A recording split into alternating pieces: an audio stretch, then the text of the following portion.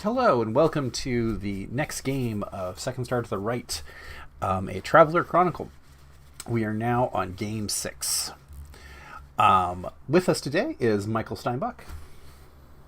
Hello, my name is Michael Steinbach. I'm playing Baxter Seidler. You can find me on Twitch and Instagram at Steinbach_the_DM. And we have Joshua Bufonzo. Hello, how you doing? You can find me in the Through the magic of the internet, Joshua lives on the other side of the country than the rest of us who are all in Los Angeles. And then we have Carla May.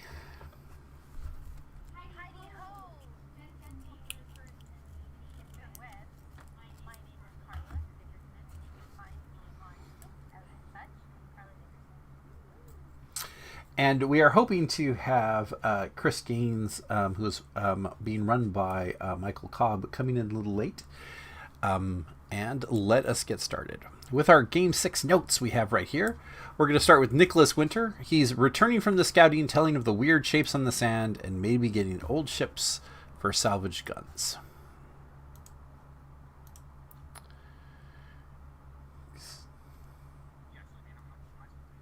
Yes. Now, what would you like to do with it? You're returning from the scouting.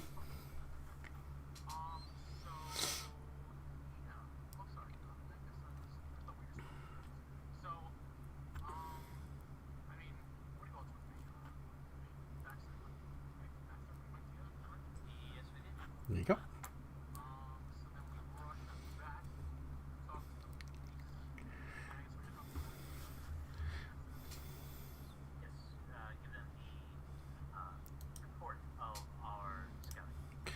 I've also...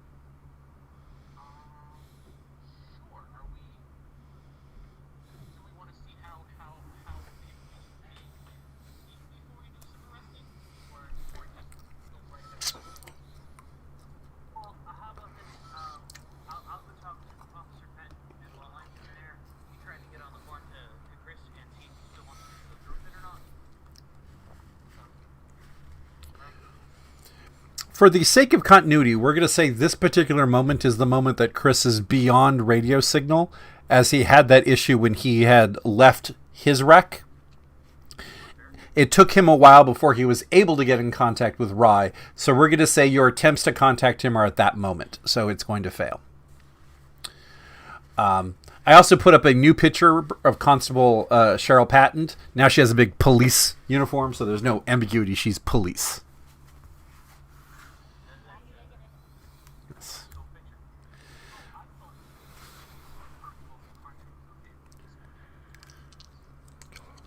No.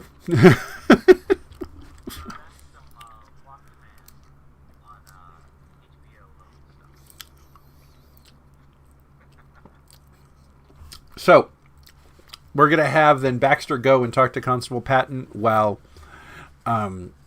Nicholas is going to try to find the shopkeeper that they believe is a problem named Antonio Cummings.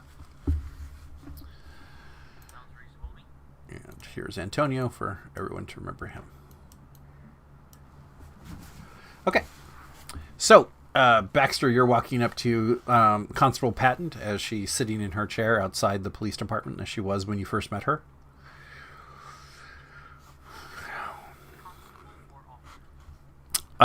It's a fairly low formality. You can call her constable, you can call her sheriff, you can call her officer, you could call her Miss Patton. I changed it to constable in the description because it seemed more appropriate for such a small town. Alright, so I'll enter the police station and head over. Constable Patton, glad to catch you here. I wanted to talk to you for a few minutes. You had, we did some preliminary scouting on the matter that you were talking to my friend and I about. I just wanted to talk over a couple things with you if you had the time. Oh, I have the time, of course. Were you able to find out where those bandits were? We're able to guess within about a mile of where we think they are. The jury rigged a device that was able to kind of ping off the wristbands from the officer's body, figuring that might give us sort of a bit more directional. Mm-hmm. As we were approaching the location, we started seeing these odd circular patterns in the sand. And we previously heard about mines and other things being used in the area. So I wanted to talk with you, see if you'd heard anything. And Patrick, if it's okay to retcon that we would have taken a visual image of what the circles look like before turning around. I'll let you. Yeah. I'll let you have an education roll to think about doing that. Okay.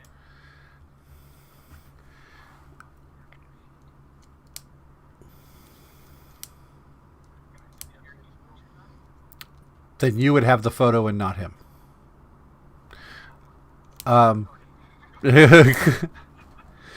That is enough to remember to take the photo. So, Officer Patton, I'll, email her the photo, or I guess I would have to display an image. I'm not entirely sure the level of tech or something like that. I will transmit to her Yeah. the image of the circle. Presumably you're doing this with your phone little device you have, and you can either just show it to her on the screen or you can just send it. You can communicate it to her. I wasn't sure if on the back suit there was a display screen that could pop up like an image, or whether it could be a phone. You'd probably need to pull out your phone because your vac suits aren't very fancy. It needs to be on the phone, and I would be displaying to her the image. I've seen something like this, and it actually says maybe how they took out the police. They might have EMP mines that would take out their laser rifles and the vehicle. Well, interesting. Now, if it turned out the vehicle, clearly they got it running again, and it Oh. seemed to interrupt the GPS pings. So it seems like it would have been something that could have been fixed quickly.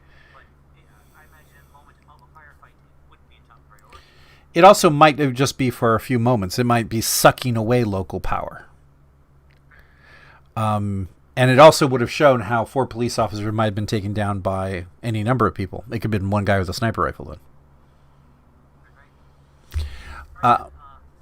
What I would recommend then is you either could go to the mining corporation and try to actually get them to help you find something to either scan the mines or try to go a whole different direction. I definitely would not go driving over that. And we saw that it stopped, and that's why we came back. All right, then, that's very useful to know. So, and by the way, and it's probably a car GPS thing as opposed to on the phone. Mm-hmm. But in the vehicle, we took the location of where we think they are is not bookmarked on the car's GPS. So when we figure out this mine issue, I'd like to borrow the car again to go out and try to take care of it. Okay. Absolutely. You seemed fairly armed compared to most average people. Well, yes, we have some guns and whatnot. By the way, here's. Do I need to hand my clip back to you? After we left, and I took it out of the security, do I give it back to you guys since we're deputies, or? If you're a deputy, you get to keep it now. Okay, excellent. So I'll put the clip back in the Mm-hmm. or a holster. Um, all right, it's just something to hear these minds. We'll have to figure out how to do that, or if there's another clever way of taking approaching them so that we don't have to get too violent too quickly. If you were able to scan off of the wristbands, you might be able to find something that might disable the mines, as obviously the bandits are driving over them. Some kind of signal that they could be doing, absolutely. It could also be that if they know where all the mines are, they might have just driven a particular path so that they didn't trigger any of them. Which, after a little bit of the breeze blowing over the sand, we might not be able to find ourselves. If it becomes harder and harder, right? If it becomes harder and harder for us to find them, we at least can use the information that you gave and transmit it to the transport ship that drops the supplies. As they do the flyover before they land, they could take photos of that area. No, that's a smart way of going about it. I wasn't sure if the communication satellites or anything up there, if they had any scanning capability, but the supply ship would be the closest one to them. Correct. Well, thank you very much for just being so quick on the work. Do you have any other plans right now? But I was gonna go back to the bar and try to get a bit to eat. My friends were dealing shop, trying to get other supplies and whatnot. Now I'm going to check my notes for the Game 6 thing that I'm trying to do.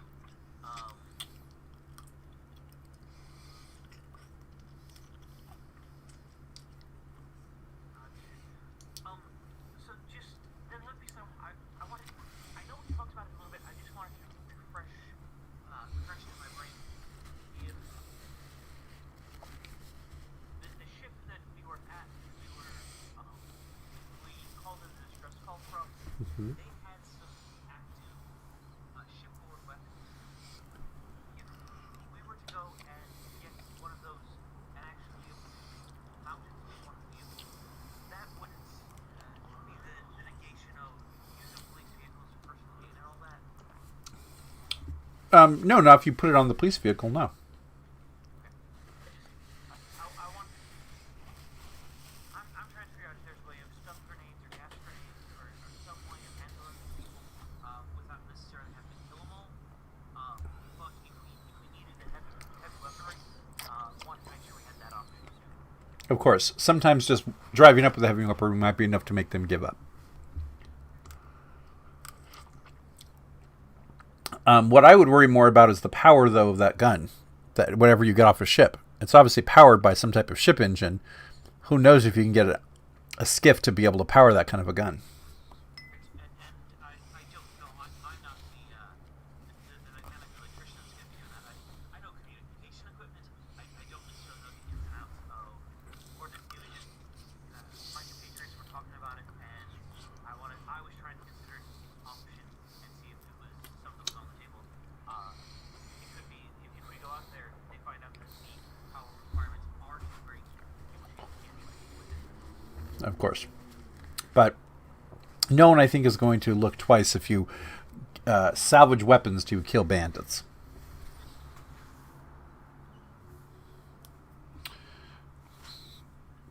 So, anything else you want to do before we go to Nicholas trying to find Antonio? No, I think that's it. Just kind of generally trying to make their disposition to us as high as possible.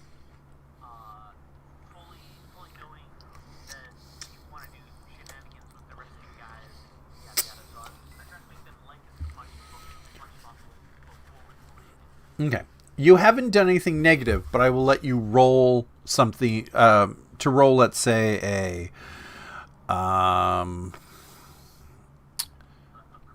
yeah. I'll let you roll carouse to lock it down a little harder. Yeah, it's a great roll with your boon bang. Okay. Okay. Alright, that's the main piece that I have to kick off the game. Okay. So we're now back on Nicholas. Nicholas, you are,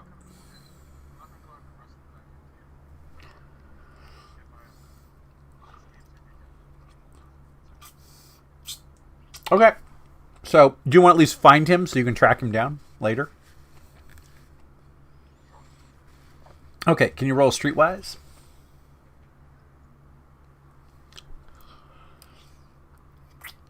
And if you don't have it, it's a pure intellect. I guess my question is, why would I wait for him to Because he's not actually going to be in the shop that Chris Gaines knows.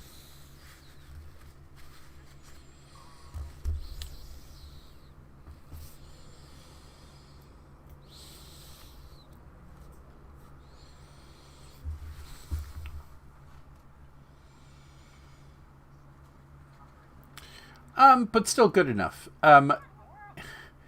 It the two is he's actually at an outside dice game. It would kind of be obvious of you guys walking up. So just want you to know that you found him, but if you walk up, it's going to be like, hey, they're right there. And I'm going to put a marker on the screen for dice. That's where he is.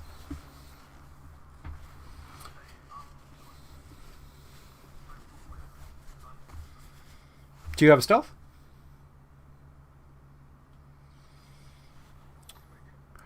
Let me...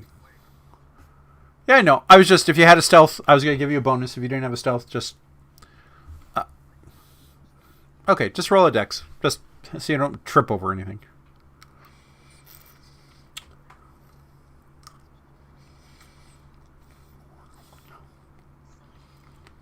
You're fine. Yeah, no. You like wait for them to be like, ah! And you walk away. Okay. For the role playing of it to not slow down aspects, Rye, I'm going to have when you take Chris to Omar, he's going to put him under to rehydrate him from the walk. Oh, are you there? Oh, okay. Oh, okay. So, Chris is not unconscious. We are going to then have... Rye is driving Chris back on the vehicle that she rented.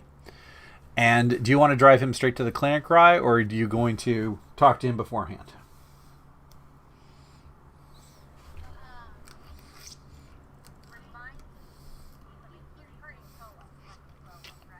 Mm-hmm.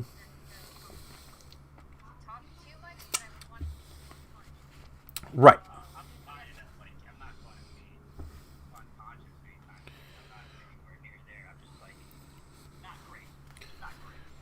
He,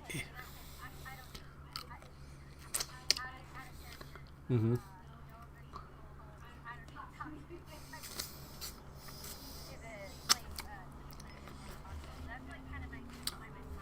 Okay.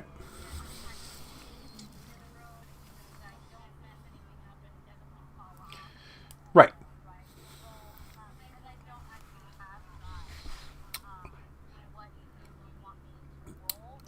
A dex.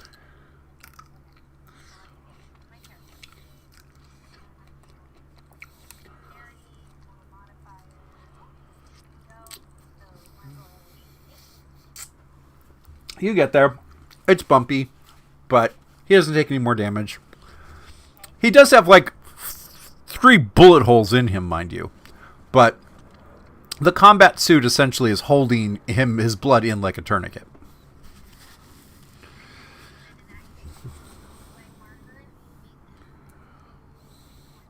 Okay.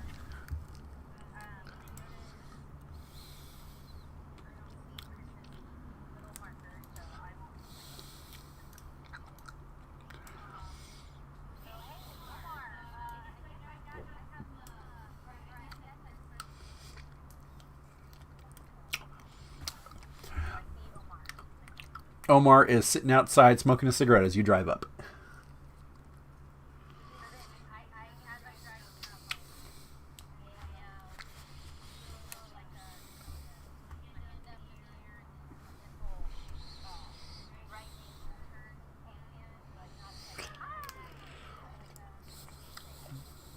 Okay. Okay. He like gives you a nod. Okay, cool. So then I go down. I guess I'm not sure what the size of the vehicle is, but I'm Okay. assuming that I actually have to stop. Right. Do I stop? Do I have to stop here? No. I'm gonna give you a line. Object token, select view. I want freehand. Okay. This road down here is about 4 times the width of your little buggy. Okay, perfect. Then in that case, I can Yeah. and Uh, then I'm I can get ahead a little bit just enough where all you have to do is kind of like go down and straight. he walks up. Haven't met you. Met a lot of your friends before. As he like puts a finger in one of your bullet holes. Oh, hey. Yep.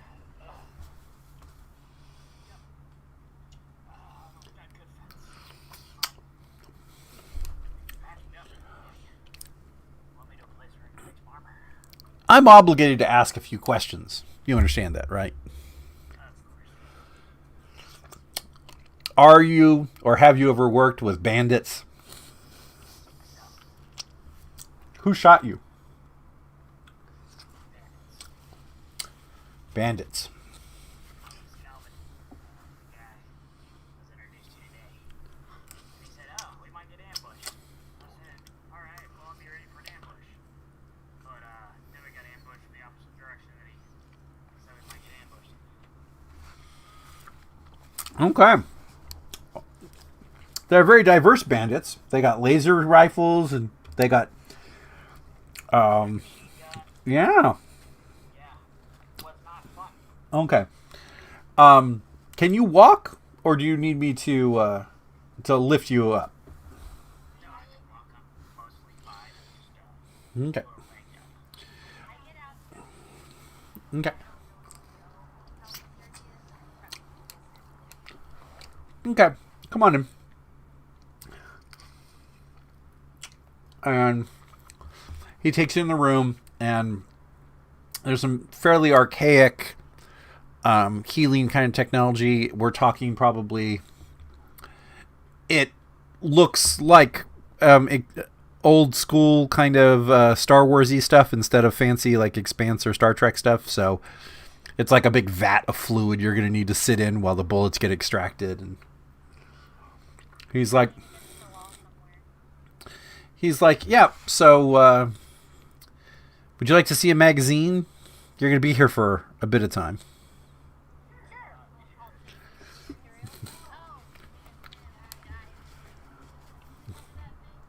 Yeah, because he just has to put his torso in. He can leave his arms out. No worries. He's like, I'll get you a magazine too. It starts kind of regenerating you. Let's see how long this is going to take. How many wounds do you currently have, by the way?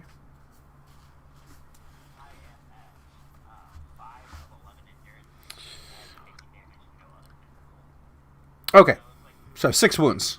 yeah, I was fucking Okay. 90.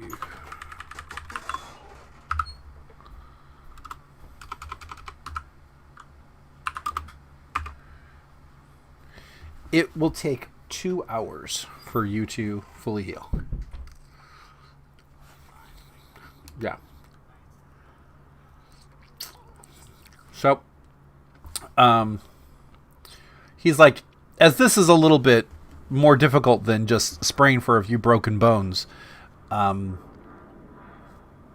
you a citizen of this town?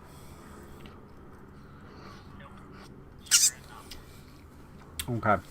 Well, most people come to this town for the first time need a little bit of patching up. Just consider this your one freebie, and my good kind of deed for the strangers in town. Oh, thanks. It was a hell of a crash. I hit that desert floor. So, And the magazine that he gives you is like Miners Weekly from 15 years ago. And the one that he yeah. Yes. And the one he gives Rye is Plants and Botany from from planets that have water. it,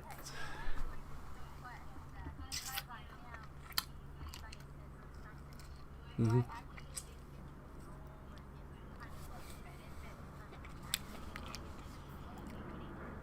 I will let you do this. I want you to roll your science. And if you roll above a 10, I'll have you mark in your character sheet. Next time you're on a water planet, your science roll is +1.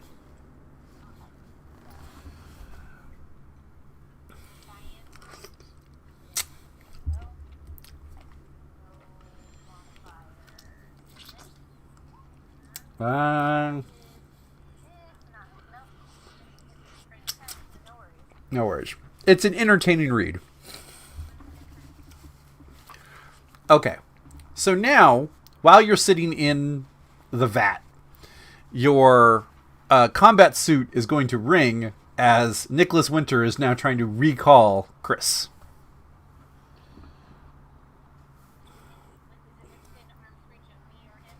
It's in. You could get up from your seat, walk over, and pick it up, but he's sitting in a vat with his suit now on the floor.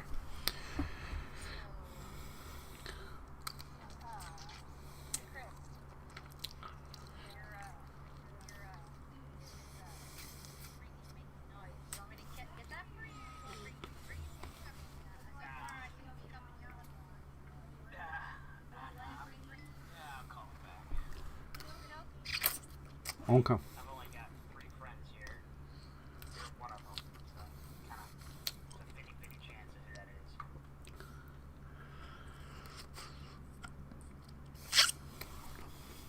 Okay. So.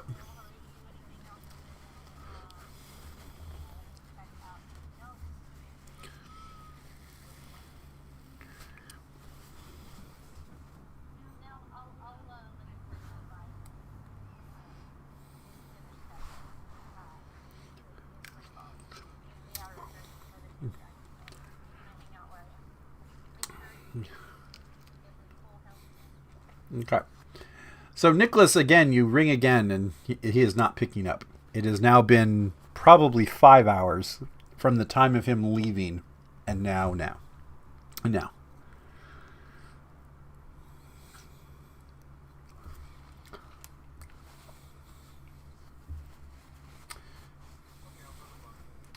Okay.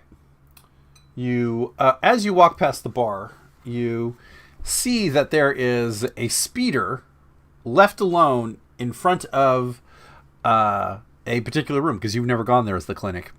This is the first speeder that you've seen inside the town.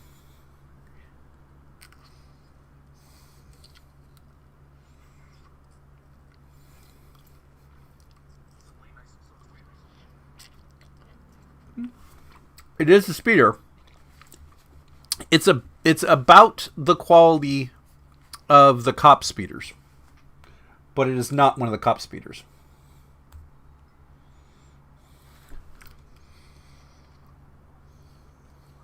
But just one come by. Okay. I'll even let you do this though. Can you roll a investigate? Actually, you're outside. I'll let you roll a recon.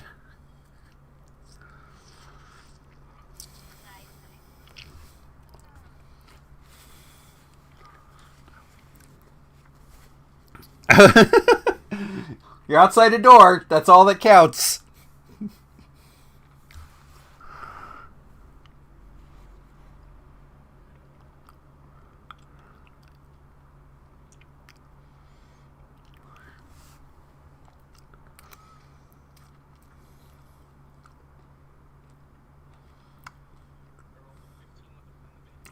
Wow. Okay. You hear Rye talking to another man in that building.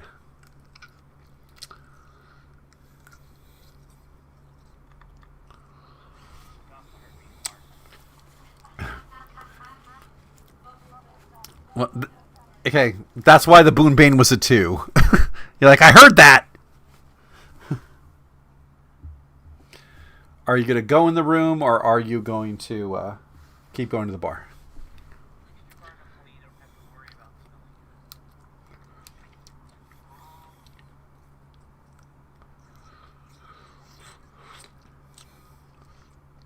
smelling it. Okay. You go in the room, and you see the medic, Omar Hopper, and you see Rye, and you see Chris Gaines in a med pool as it's attempting to seal multiple gunshot wounds into his chest.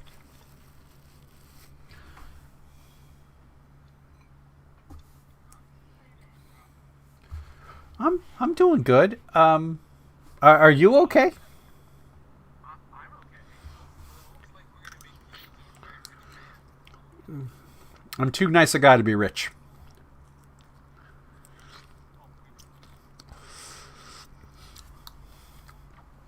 But is this man your friend? He points to Chris.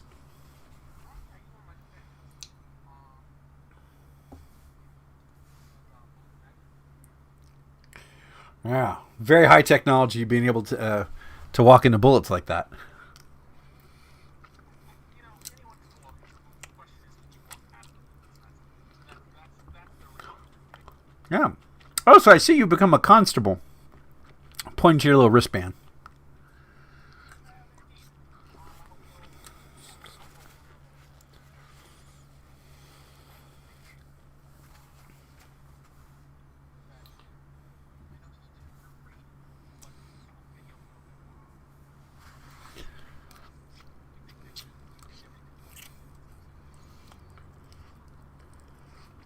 Well,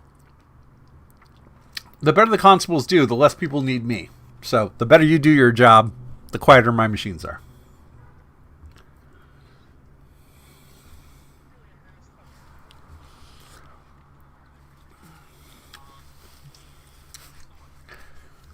Yeah.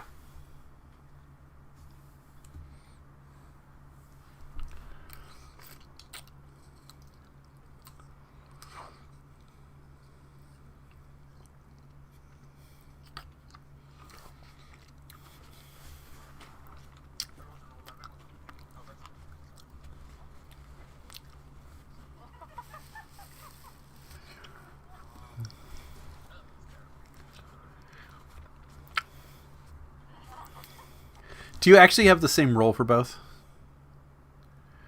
It's a 2-6 plus 5. It's a no.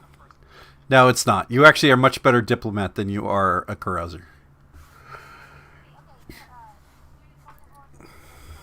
Yeah. Okay, so his diplomat he has a plus 5 in. His carouse he has a plus 3. Not the mathematical difference, the idea of a diplomat versus the idea of carouse. Okay, carouses I'm trying to just make friendly connections. A diplomat is I'm trying to solidify alliances, or I'm trying to, in a fancy way, actually talk about pros and cons. Carouses I'm drinking with my buddies and we all like hanging out, but I'm not going to necessarily do anything. I feel like in a drinking context, but I've heard people No. It is diplomat is fancy and carouse is casual. So if you go to the guy and you're like, hey, I'd like to make this deal with you and this will be this and you'll help me here and I'll help you here, it'd be diplomat. If you go to the guy and you're like, man, we've had good times together, why don't we go do this? That'd be carouse. Not a problem. Also, by the way, diplomat has another magic feature because you can actually see why other people would help each other out with diplomacy. Yeah. So your carouse at 8-3. He seems to be a friendly enough guy, but I will give you something from your kind of conversation with him.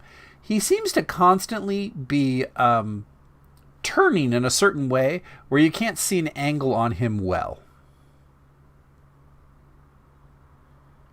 So like he's above his left eyebrow that you see a scar, but he doesn't have it turned that way so you can see it. Exactly. Very similar to that. rise across the room. Yeah. I'm gonna send a message to Ryan.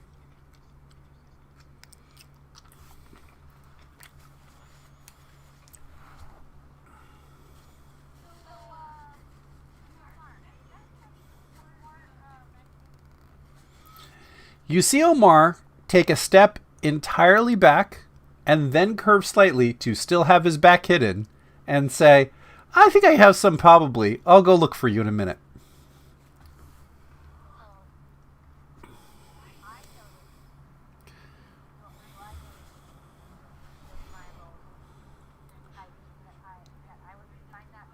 I'll let you roll either a carouse that he's acting uncomfortable, or I'll let you roll a mythical investigation, which I think none of you have, to know. Okay. Do you have an idea of what you'd like to roll? And by the way, Chris Gaines can roll the investigation. Okay. Wow. 10-6. That's a damn good roll, too, for an ability-less roll. Wow. 4, 4, and a 1. Actually, I think I'm both going to give you the information because hers was a completely, like, unbonused roll, and then Chris had it with the bonus. He is definitely attempt to conceal his robotic shoulders back. The behind the shoulder, there's something there he intentionally tries to conceal. And you kind of now are beginning to realize every time he walks, he's always kind of very conscious of where the people are, and he makes a point to walk where that particular part is the most concealed.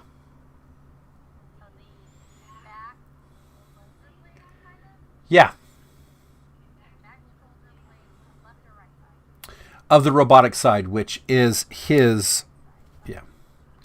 And he is wearing a different arm than the arm you saw him with last time.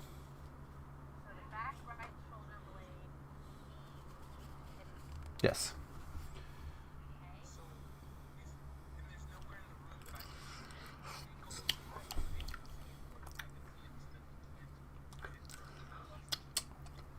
You could try to physically walk around him if you're willing to seem uncomfortable.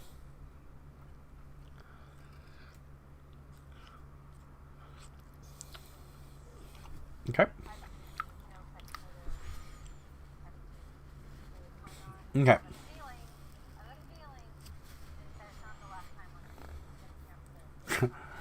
Yeah, you're like, we're going to get shot again, and Omar's the man.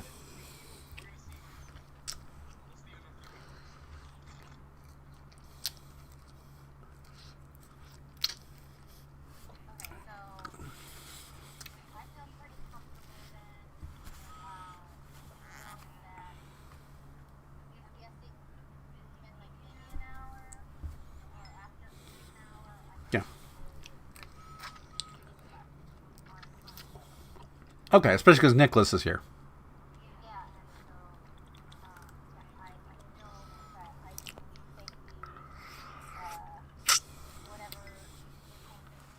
Mm-hmm.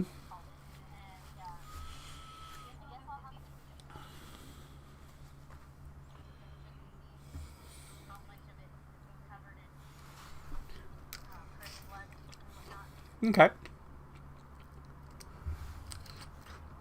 Let me pull up your sheet to see if you have anything to make that super easy or it's going to be annoying.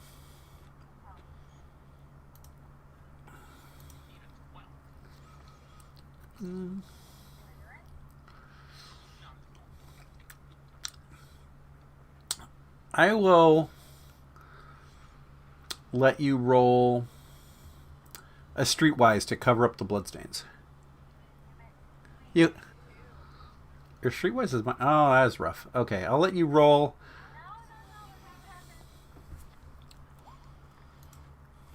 A 5 is good enough.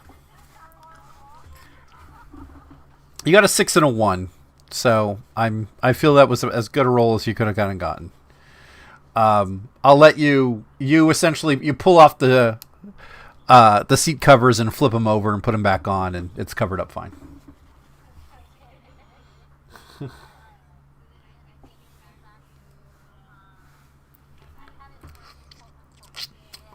Mm-hmm.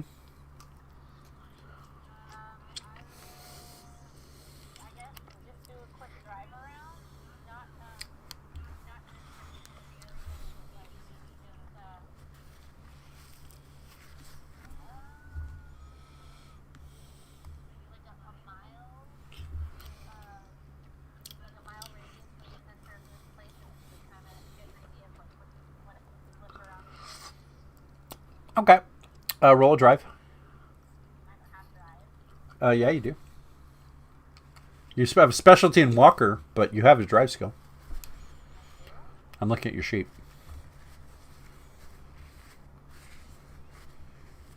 Are you looking at my sheet? I didn't have drive before. Rye like rye bread. You have admin, advocate, athletics, broker, drive with a specialty in Walker. Oh my god. Why did I see that? Because I last week and I was like, oh, I don't have drive. And just earlier today, Mm-hmm. I just hit 30, so Yeah. Okay. I feel like it's already. You drive around. You notice there's at this town, while it's on a fairly flat area, there is a hill to the northwest. Okay.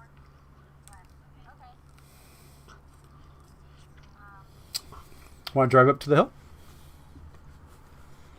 How far is it? Quarter mile. You'll be there in a minute or two. Yeah, Okay. I'll drive again. No, it's not difficult. Can you do your recon though?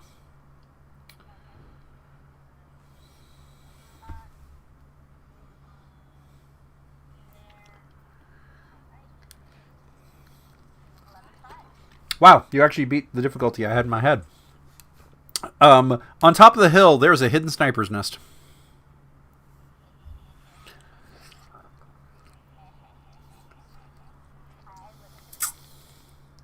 Oh, it's just a spot for a person to hide and make a shot into the town.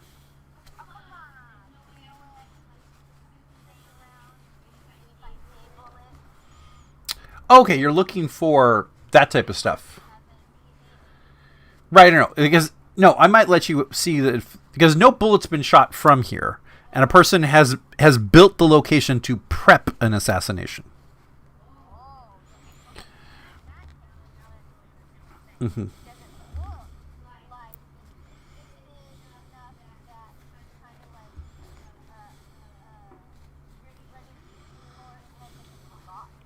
It looks like it's ready to use, and you know that it has to have been prepped within the last week or two because underneath the area where the person's hiding, the sand has not fully covered it as it would have if the sand is normally moving.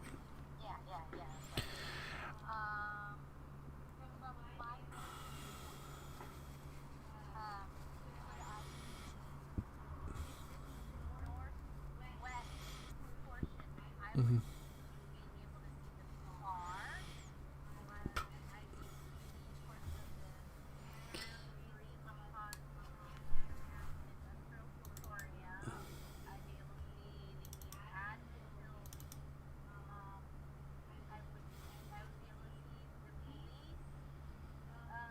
Mm-hmm.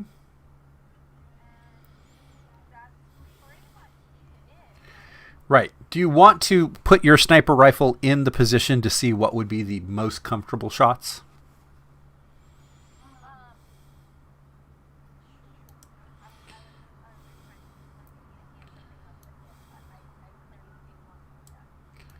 Okay. That is one of the key shots. Sorry. And come on. I'm using the gray.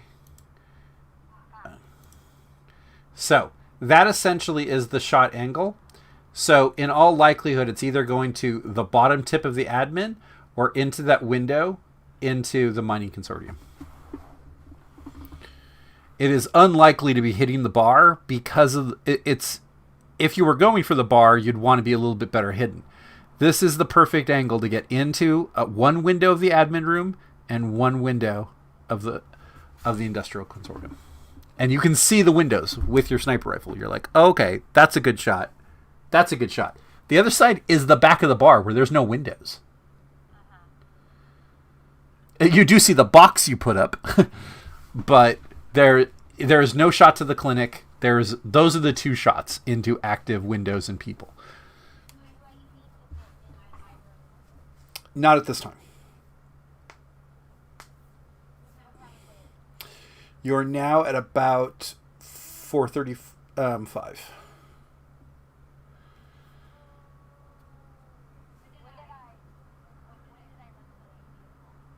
10 in the morning. No, 10 in the morning. You got it, because he already had to have gone and then come back. So yeah, about 10 to 11 in the morning.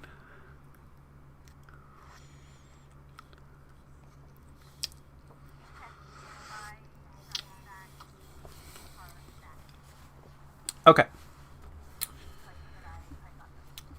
Okay. We're going to now go to Baxter, and then we're going to be on Chris Gaines being healed. So, Baxter, what would you like to do? Alright, so after or like the hour or two that Chris is healing, some of that was spent at the constable's office, just buttering them all up. Mm-hmm. I would then after I leave there, I would message Nicholas with just a quick text, is the plan a go?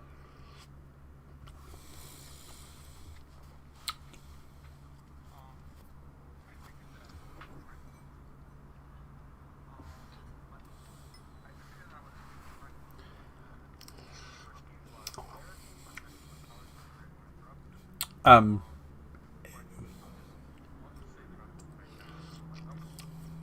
well, you could say, Chris has a few gunshot wounds. Let me check back with you. I'm cool having a little 30-second blurb and going to Nicholas. I'll just say, let me try and find out right now, and I'll let you know. And then I pass my phone. Whatever my personal Yeah. this. I'm gonna use my implant to speak to my phone. Okay.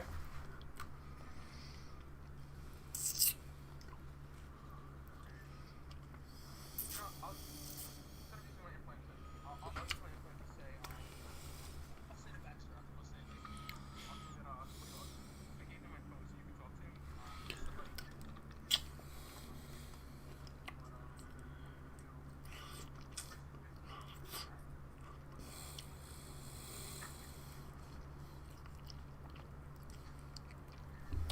What else? Next message comes back. And then I'll probably start heading towards the clinic, assuming that's where they're at. Okay. So you're going to walk in the clinic, and all three of you guys can then role play in live time.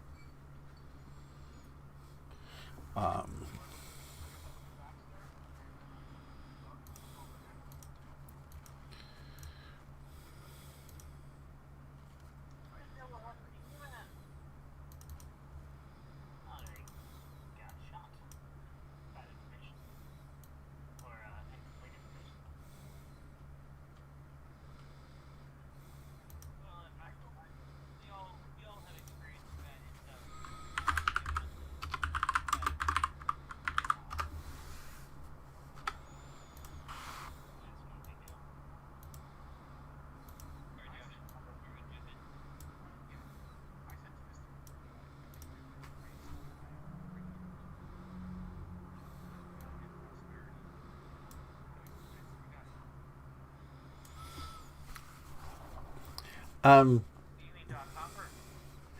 yeah. Baxter, are you okay too, or is just this patient of mine a friend to everyone? We all used to serve together back in the day. I see. And we ended up here. We ended up here all together, unfortunately. Well, Perhaps fortunately. it's better to be lost with friends than you're never lost truly. Better to be lost with friends on the planet than to be lost Yes. Would you like a or long walk for your Would you like a magazine?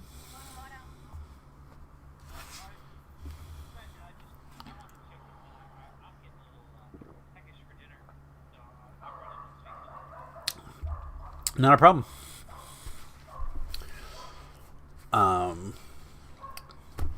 Is anyone going to text one another while all three of you are here, since you don't want to say things in front of Metacopper here?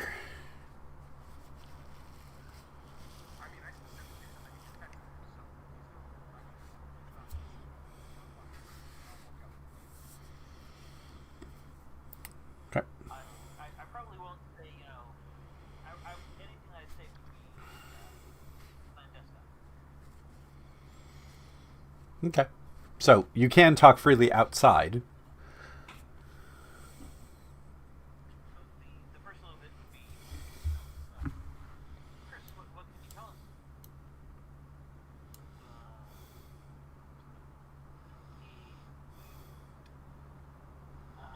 It's gonna be a group effort, and it was not at all what I expected, but also kind of exactly what I was expecting.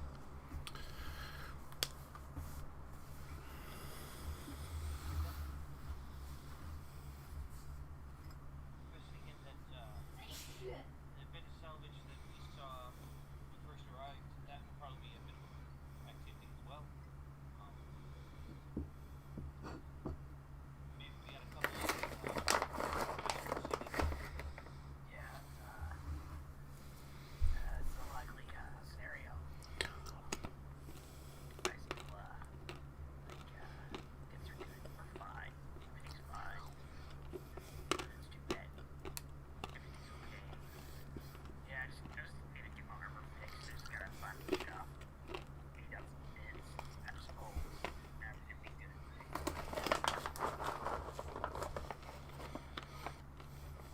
Well, maybe we can try to track down someone who can repair that for you. You're sitting here healing up. Yes. Yeah, great. Is there anyone particular in the marketplace that we should stop by and say hello to?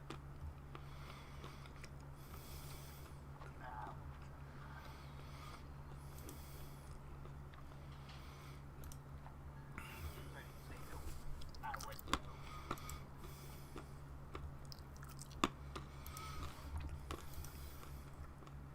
What's the skill for repairing? It would be likely a profession.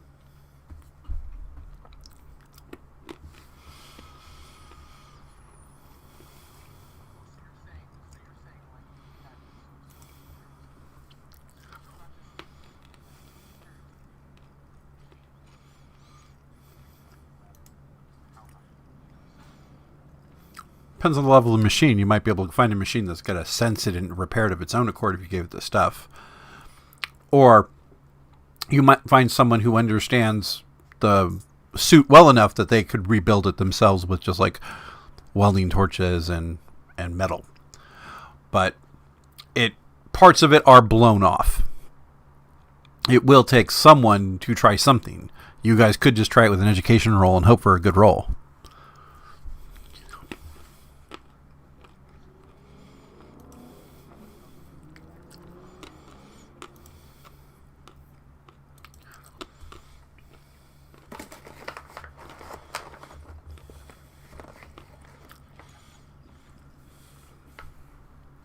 I would definitely find someone skilled in weaponry and armor.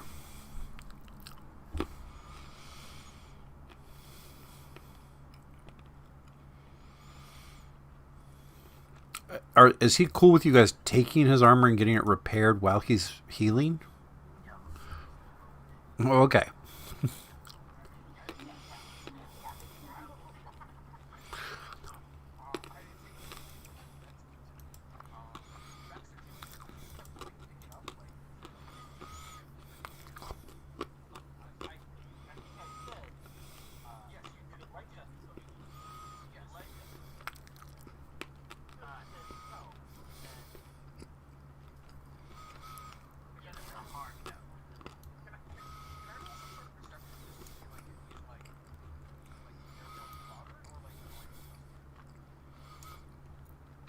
I think the answer. Yeah, I think the answer is yes on both of them. He doesn't trust anyone to hold his lifeblood.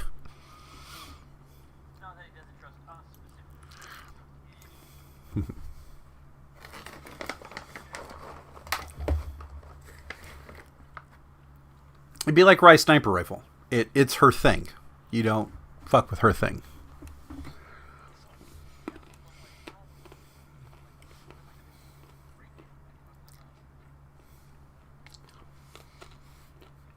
Okay.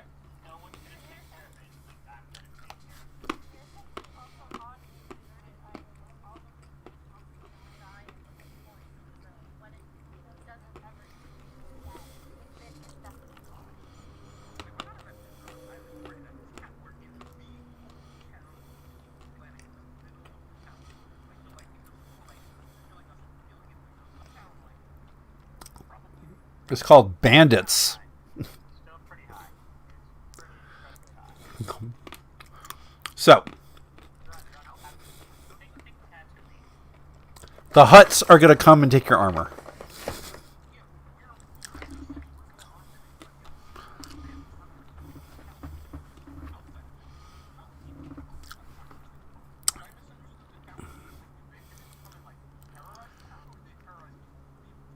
They haven't terrorized it since you've been here. You've only been here 48 hours.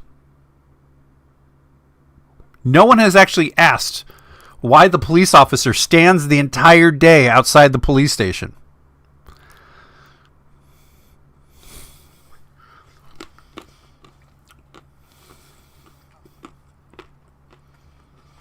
Okay. You guys could also wait the 30 minutes for Chris to be fully healed. Okay.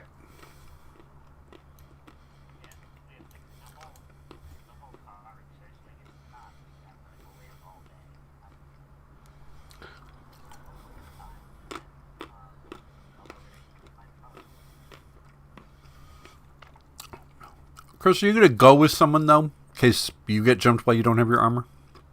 Oh, yeah. Yeah, that'd be preferable. If you already sent one so far, I can take this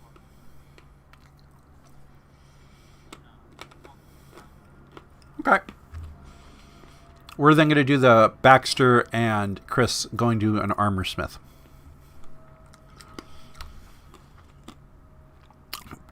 Chris is now fully healed after the time period has occurred.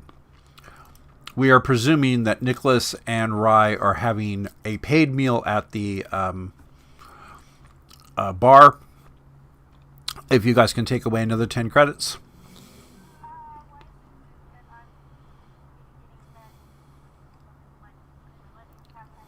I'm asking. Okay, so you can leave the bar and go get your nutritional bar if you'd prefer. Where did you go?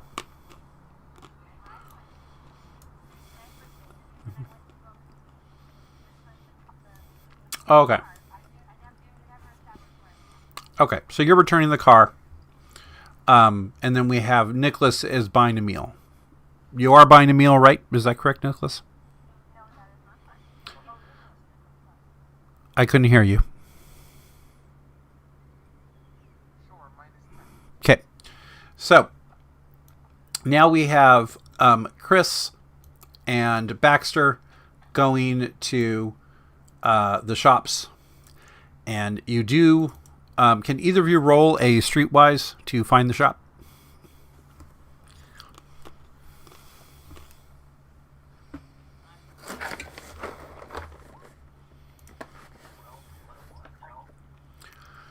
Okay. You find a place, and it's called 1 Foot Frankie's Weapons and Armor.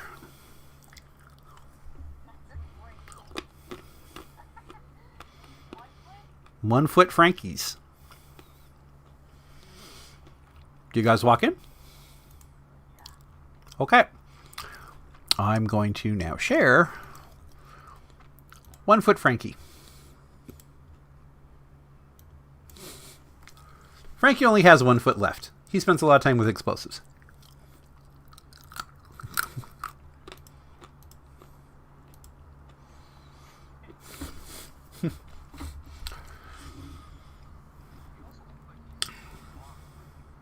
He only has 1 foot. That's why he's 1 Foot Frankie. All those other bits. Yep.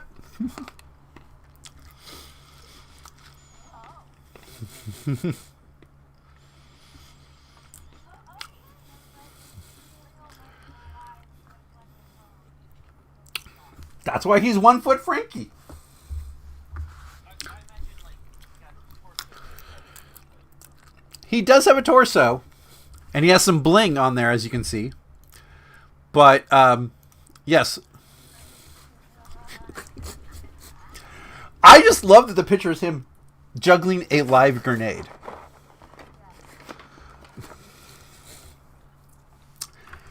So, hey. Is it going there? Well, he wants to be Frankie. I am Frankie. Who are you? My friend here. Hey, I notice you're a cop. And you're a friend of a cop. So it seemed that way. Are you guys dragging the armor in? Like, or are you like having it in a bag? How are you bringing it in? The parts of it.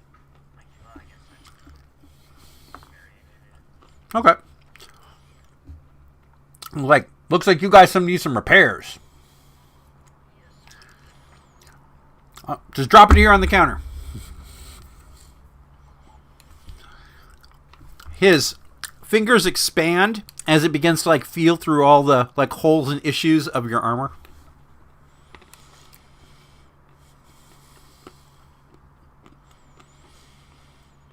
Did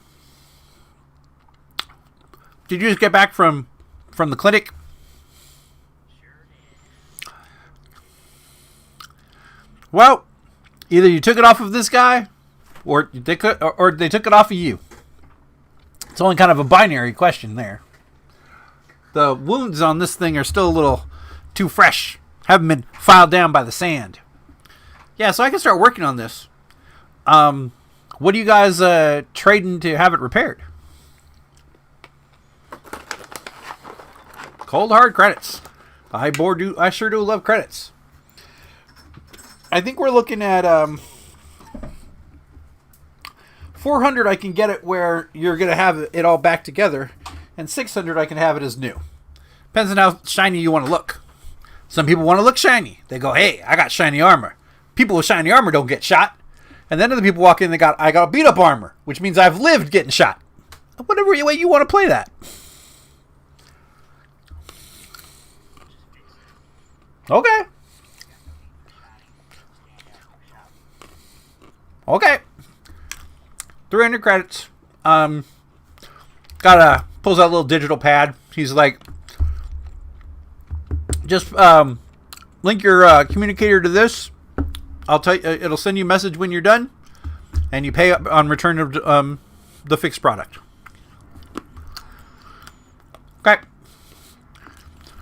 It is going to take me a bit of time, but you still want it to take the shots like it did when you first got it, right? Okay. Thank you again for coming to One Foot Frankie's. Is there anything else I can help you with? I always forget the whole upsell thing.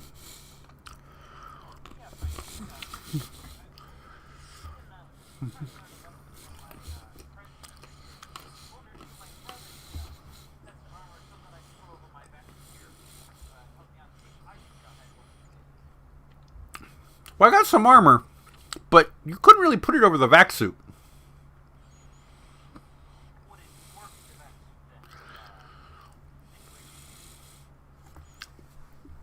Well, that sounds like combat armor, which is like what your buddy has. And that's kind of a whole different scale. Combat armor where like you like drop like a Marine and go, God and country, kill them all. That's kind of expensive stuff. But if you just want like armor to protect you from like bullets and getting your head shot off, that's much less expensive. But when there's no air, you die too. It's kind of a differential of situations. So unless you want to be like flying out of the spaceship kind of kicking ass and taking names, a brand new suit of that's going to easily cost you $5,000-$6,000.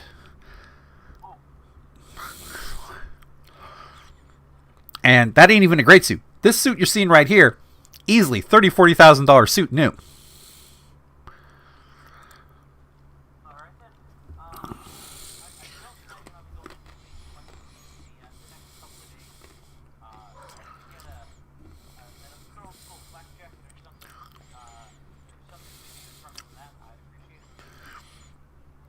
I can get you flak jacket and a helmet for $600.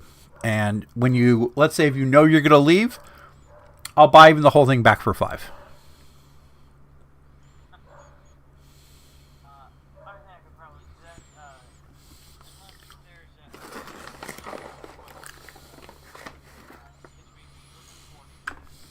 Well,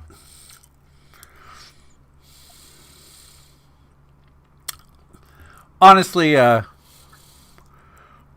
you being a constable, I don't think we probably should have that kind of conversation.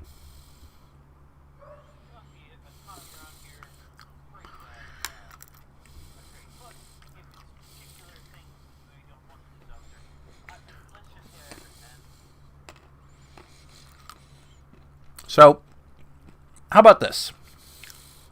Being a constable, I'll give you the whole suit for 5 instead of 6. You know what?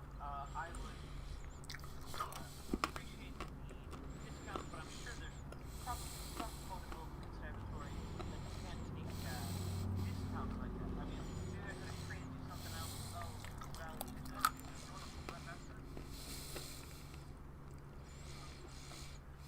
I was going to. I was going to make a pitch. I wasn't necessarily going to flat out call. Let's hear your pitch. So yeah, so you know, if I trade you something of equal value, you know, that would seem to still be on the up and up. But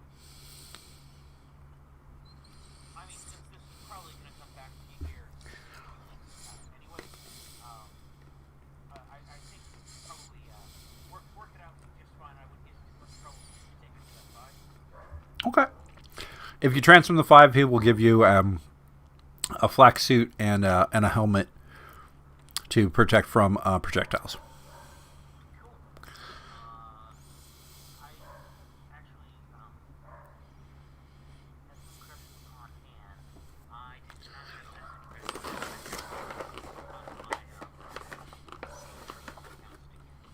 Okay.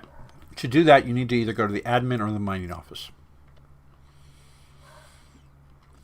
All right, Frank. I can do that for you. I got to transfer credits from my galactic account into some of the locals. So tell you what, I'll be back tomorrow, pick up the stuff, and I'll have the credits for you then.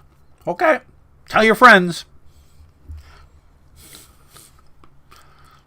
So you guys leave after your interaction with One Foot Frankie. Okay, so now we are going to be going back to Rye.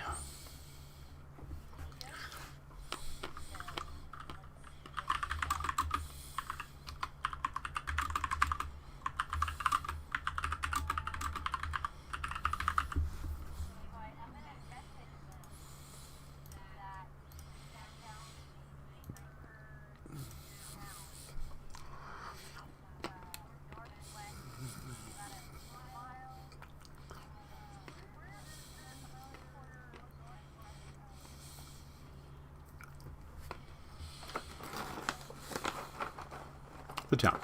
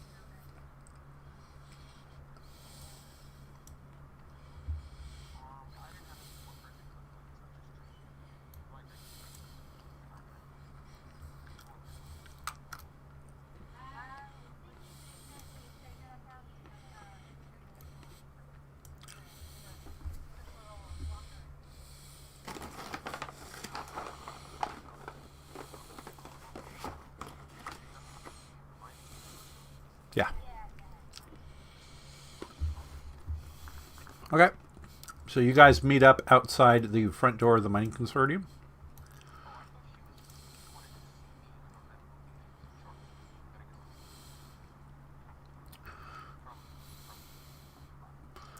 Okay. Both of them are above ground windows that they are focused on.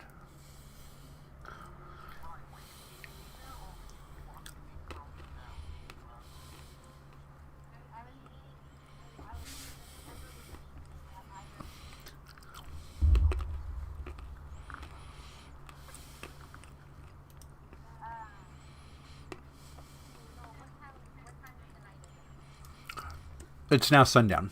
It's just becoming sundown.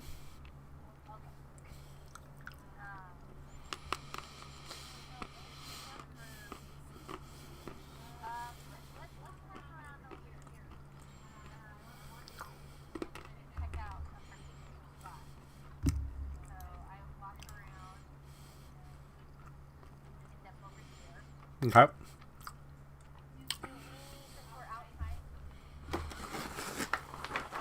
Exactly. Roll.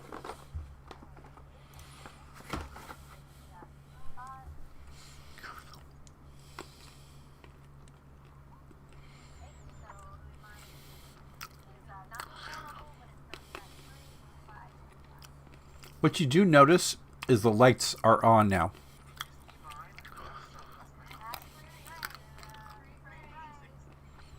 Okay.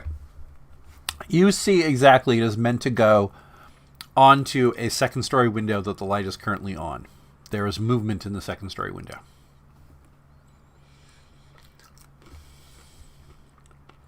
You've never been inside the building. You don't know.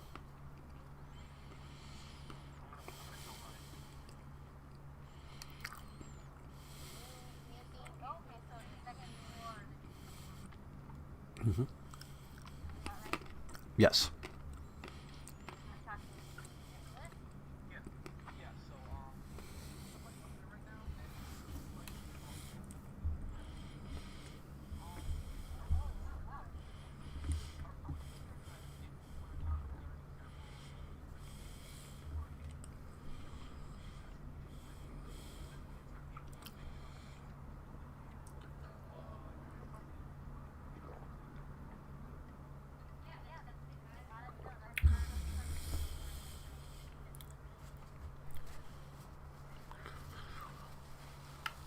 Okay.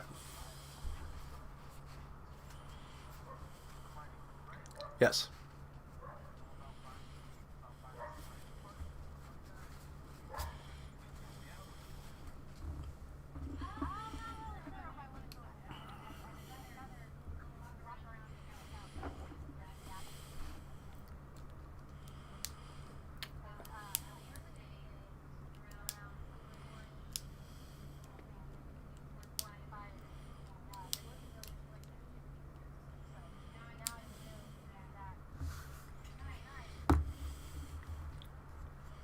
Okay. Do you guys want to walk to the other window? The other side? Yeah. Okay.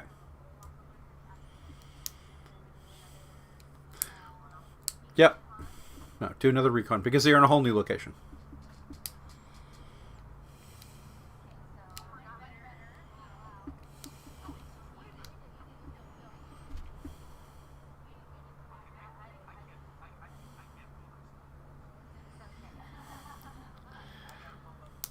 Yeah.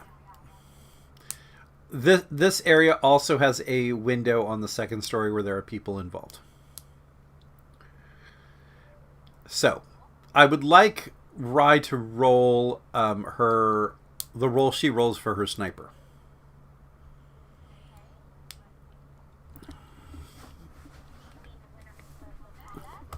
Because you're now going to understand what someone would do to prep this shot, because that's what you shoot. You prep these kinds of shots.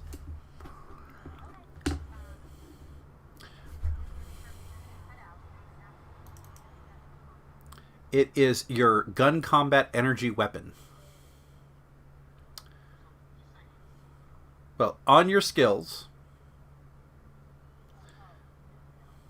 then go down to gun combat energy weapon and click on that roll.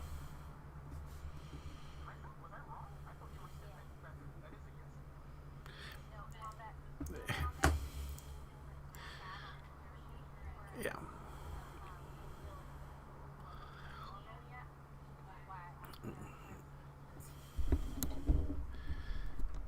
Okay.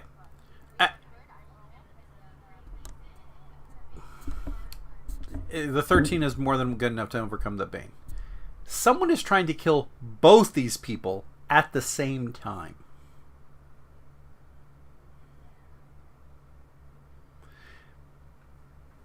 There's no reason to go here if you wanted the other window. And there's no reason to go to this window unless you had to get both shots.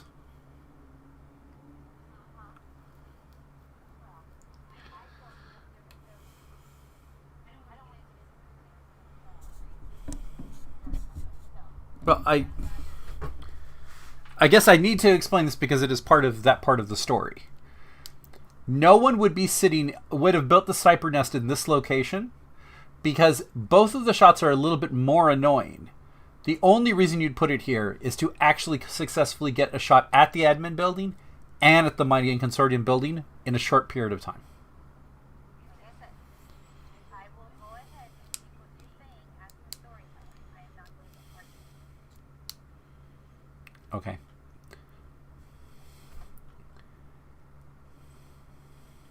So, being that I'm only just noticing this, I don't necessarily know when it's going to happen, when this person is going to be shooting. So I would like to now have Nicholas, hey, or talk to Nicholas. Hey, Nicholas, think that somebody wants to shoot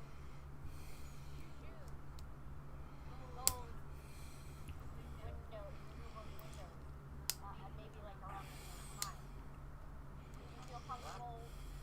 Would you feel comfortable going into the consortium to maybe try to get somebody a heads up while I go into the admin building to try to get somebody a heads up?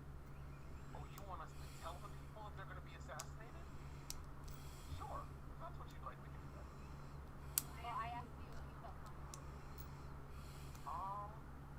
That makes me happy. I mean, like, I guess my concern is assassinating one person. I mean, already when we spoke with the police, it made it sound like we are kind of the heavies. As in, like, most people are not as well, equipped as us. So somebody else is trying to not just assassinate one person at a time, but two people at a time. That's a real big thing. But sure, I don't mind telling the person that. Yes. Okay, so here's what I would do. We can talk to the people who are in the building and just say that, hey, there's a concern. Or we can not do anything. I just figure split up, then there's more of a chance of people not becoming shot. Are you concerned that someone's at the sniper nest now? Who may be trying to shoot them at this very moment? I don't know. But earlier today there was no shooting. And now there are people in these intersections. Right. With your sniper rifle now, you could go look to see if someone's in the nest because you know where the nest is. So, I think you make a really good point. You know, sometimes I'm an old man and sometimes I get cheated. Can we save a life? Yes, we can. Why not? It's not a terrible, terrible life to save. I think like it's All right, so let's do this real quick then. Let me just real quickly see if there's anybody else. Okay. What do I need to do? I'll let you roll your gun combat again because you're looking down the scope to see if there's a target.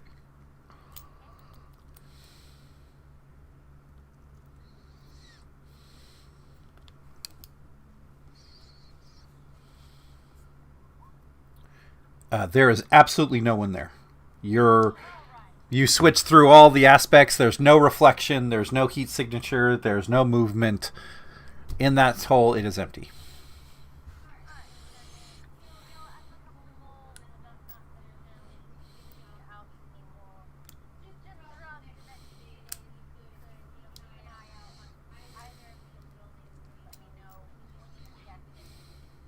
Wait, right, just because someone's not there right now doesn't mean that they won't show up in an hour. I think your point is valid.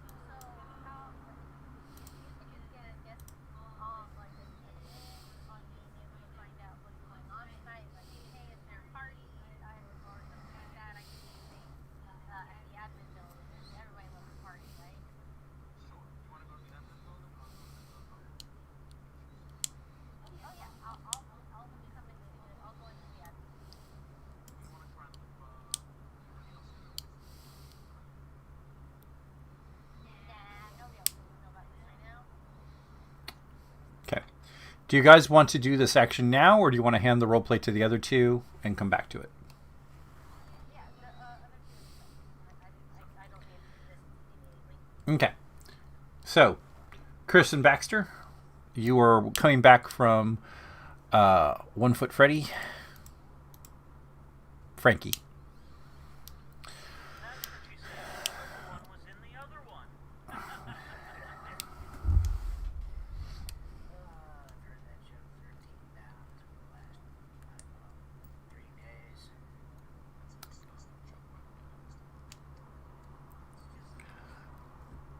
I can work out a new routine.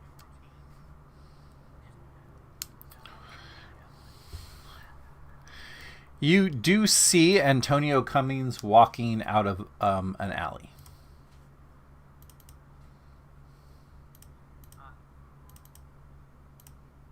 Earlier, is there still while we're in the market, or are we shelving that for the time being?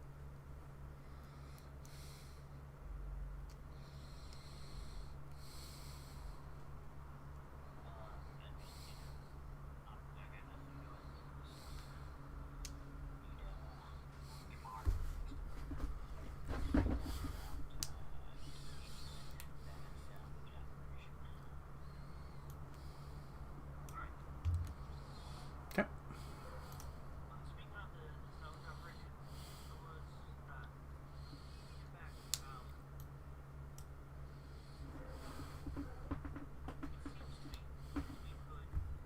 I was thinking back. It seems to me we could bend a little what the cops were saying with the salvage pieces. We could rent one of the other vehicles, and then we take one of these skimmers and or speeders and the other speeder. Because the 4 of us go out to correct the neuron, salvage as much as we can. And provided we get something that helps the cops, even if it's we raise some of the other cache of small arms.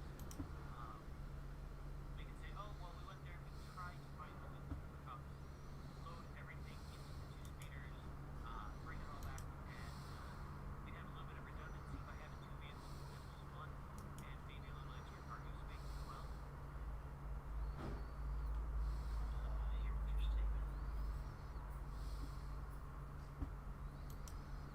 I'm not sure just how your whole ordeal does, but we was and probably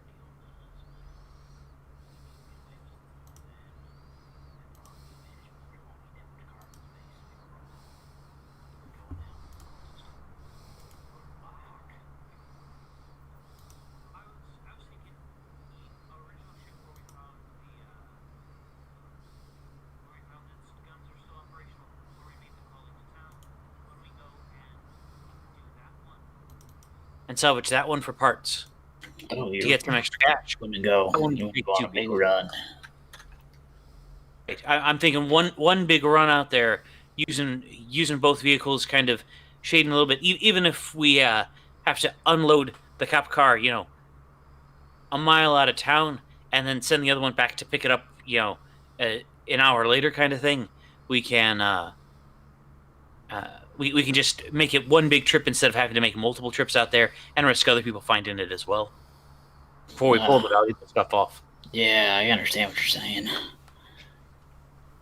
That could work.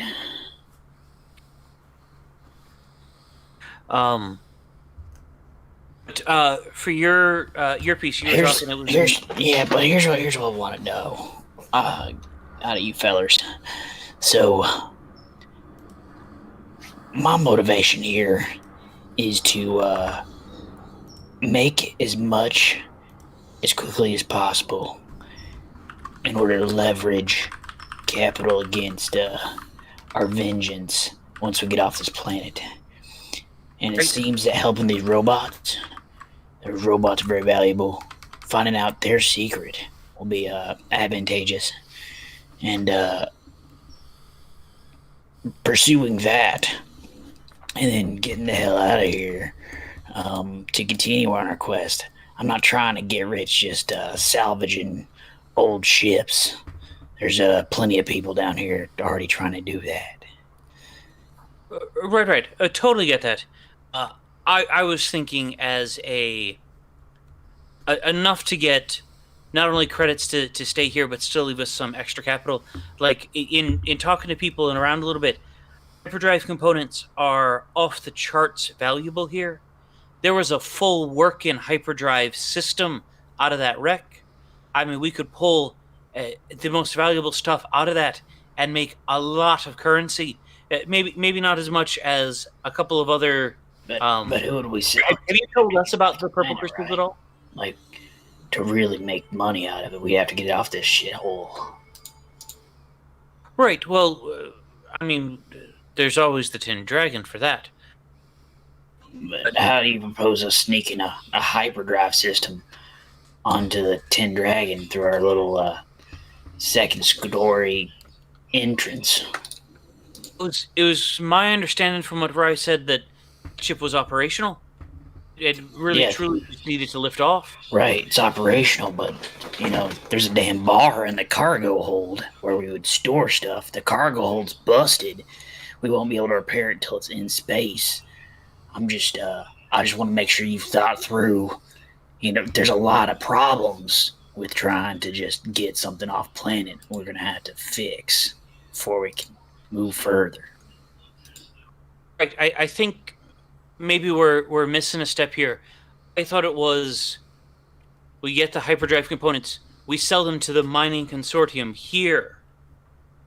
We make the money here. We send it back to our galactic accounts, and then we take off on the ship. That way, the credits are off planet, and we're not taking equipment with us unless you got something that we're taking with us. Doesn't it already belong to the consortium? You either work for them and they take it, or you salvage it and it belongs to them because it's their property. I'm not so boned up on the laws like you are. So technically, the moment that we take off in the ship, it would theoretically revert back to whichever group owned it first. In the bar's case, it would be I wouldn't so openly say bar, but in the ship's case, that would be the Imperium, the IFF, the Identify Friendly Foe transponder off of another ship. We could kind of toggle between the two.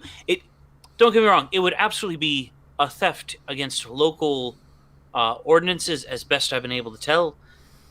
But once we're away from here, it's not like they can do a whole lot against us, especially if we've the transponders in something else. All right, well, if you've got it all thought out, you got a way of pulling it off. I'm not one I can argue with you on that. For your piece for the effort you were talking about, seems like you think that there's a lot of credits that way as well.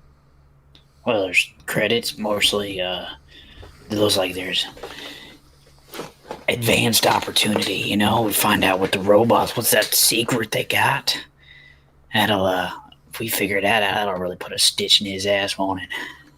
I'm all for figuring out about what the robot and this beyond hope that he was talking about is.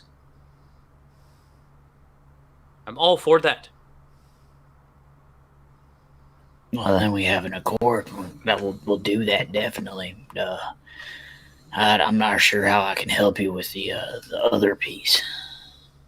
I was just thinking, many hands make light work, and then we all split it, or we all put it into the fund to fuel our vengeance, as you say. Yeah, sounds like it. Well, all right. Well, as for the, it just sounds like take a lot of time, and I'm not sure. We don't have no idea how much time we have.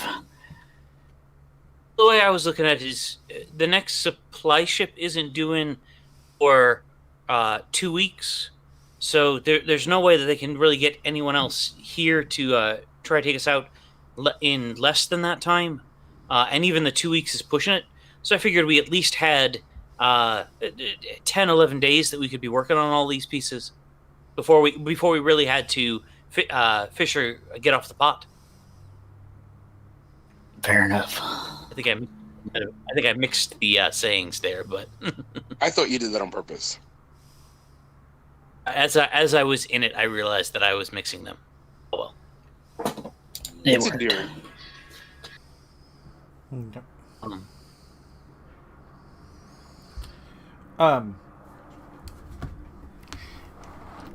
Can both of you just roll me a straight intellect? Sure.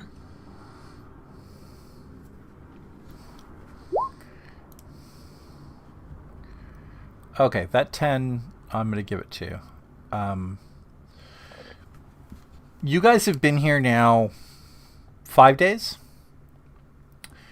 In all likelihood, the power players of this area may have greater secrets about the robots. Yeah, they seem to be talking about it. So you know that the mayor had parts of a robot stolen from him, whether it was sand or parts. Oh, I wasn't aware that we knew what was stolen. We just knew stuff had been stolen. Oh, I thought you guys found out what it was in your guys' recap with everyone was back on the ship. Oh. Okay. So, stuff was stolen. Likely either the mayor or the manager of the mining consortium know more about the robots. That's what your intellect is going to tell you.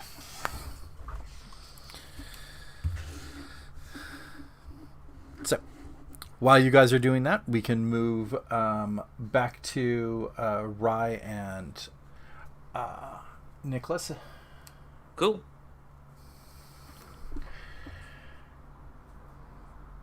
Rye. Okay. Is there something you'd like to do, Rye? Yeah, I will. Can I say something before you go? Like if you turn to go, I'm gonna stop you. Just go ahead. Yes, Nicholas. I just want to say one other thing.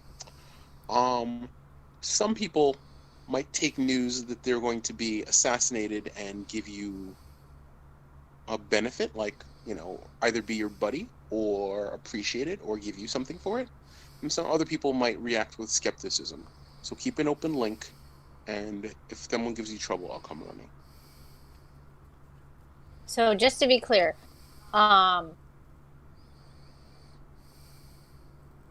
think we should have some discernment on whether or not we immediately want to tell people that we think that they're going to be assassinated. Let's find out who's in the room.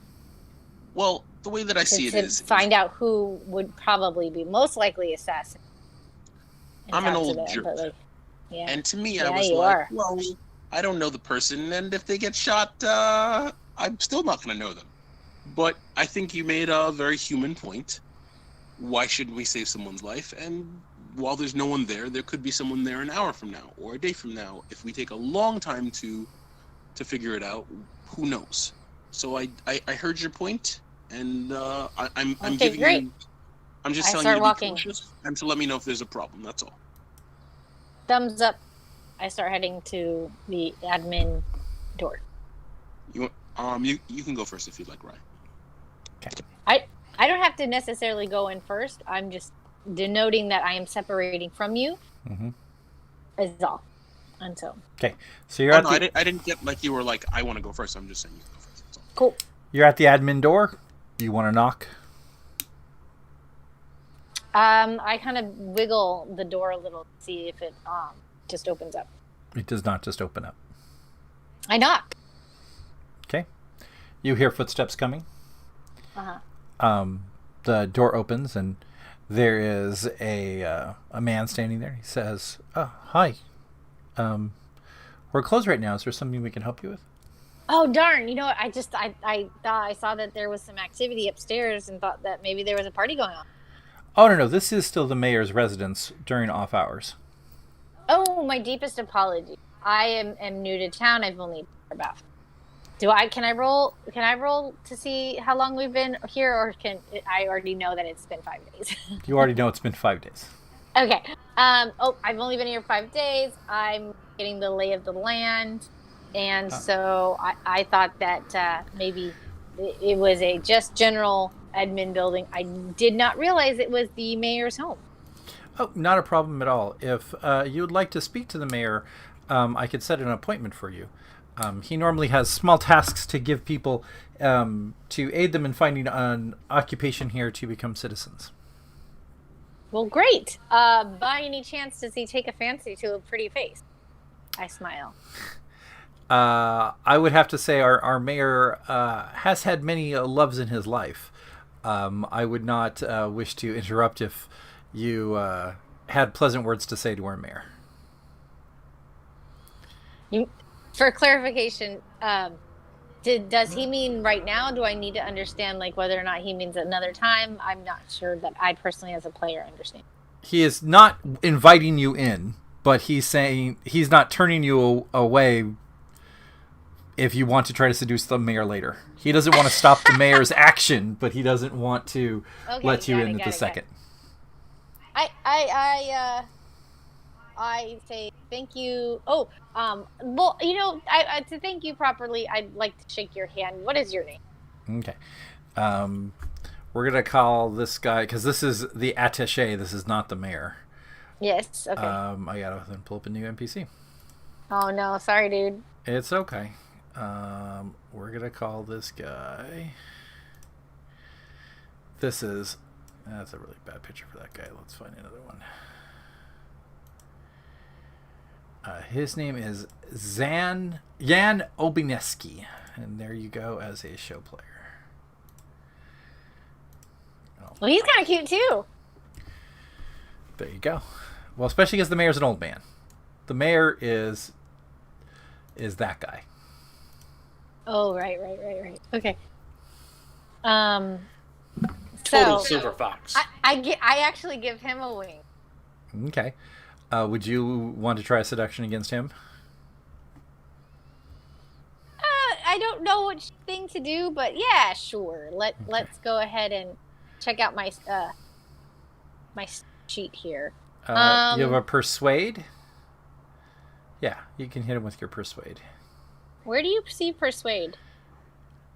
In between melee and pilot. Oh. Why is it there? That is such a weird place to put it. I didn't even know I had this. Okay. They're alphabetical. Okay, thank you. All right, there goes my roll. A 9 and a 4. That is good enough, actually. Now, say you're role-playing knowing it's going to land.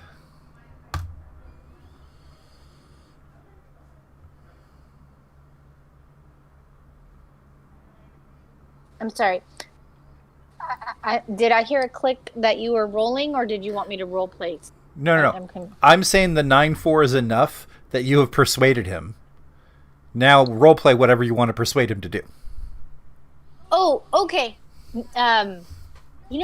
Maybe you can just kind of give me like a little tour. I have never been here before. Oh, of course. It is one of the nicest buildings in town, and he lets you in. Cool. Okay. He starts walking you around. As you don't have investigation, I would like you just to do a straight intellect then. Okay. Actually, I'll let you roll admin. You have an admin that's better than your intellect. I do have an admin. Okay. 4 and a 1. I don't notice anything. It's dark on the ground floor. On the ground floor, he takes you. He's walking around. It's dark. He's like, "Oh yes, this was one of the first buildings that was built in the area, and this originally was small homes for individual miners who were here for the unique materials that happen to be here on Endpoint." And then he's gonna walk you up a flight of stairs, and I'll let you roll that again.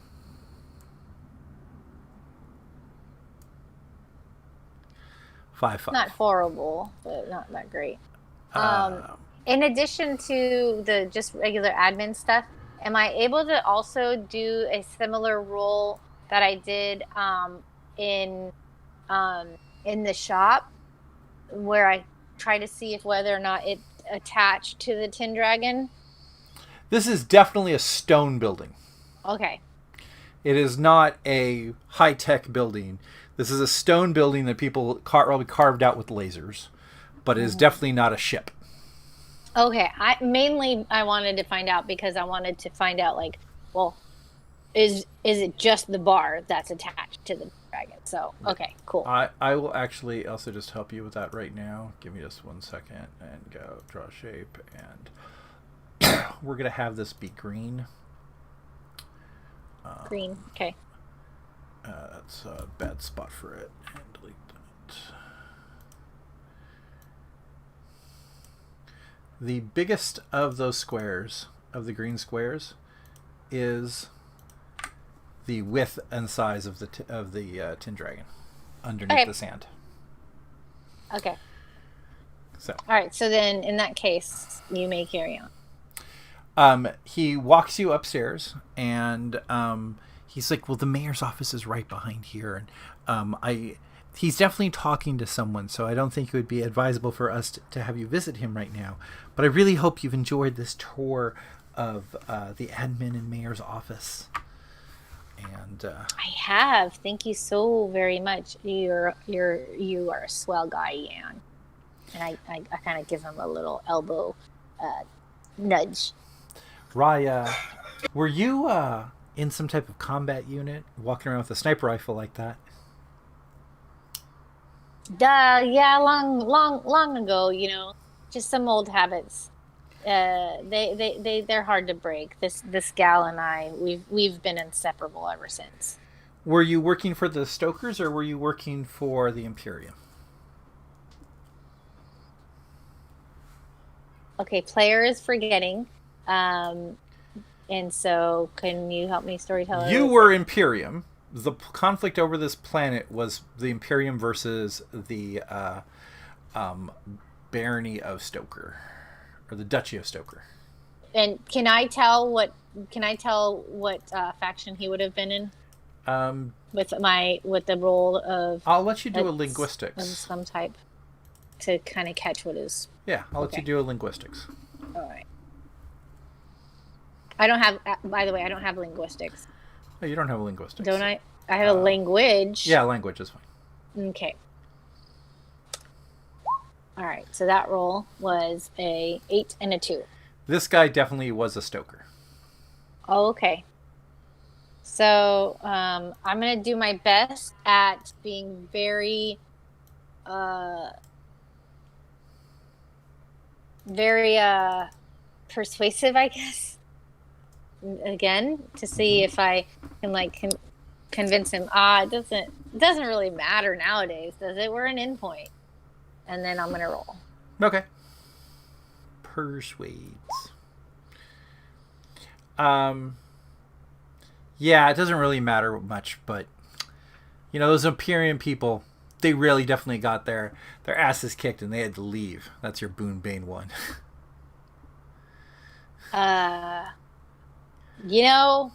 You're right. Plenty of asses got kicked. Yeah. So I guess is there any way for me to kind of, is there any way that I would be able to have an idea of who's in the other room? Would that be like, That's a good question. Yeah, because are you Um, trying to just listen well enough, or are you trying to convince him to tell you who's on the other side of the door? I want to try to can't really listen with anything that I have. So can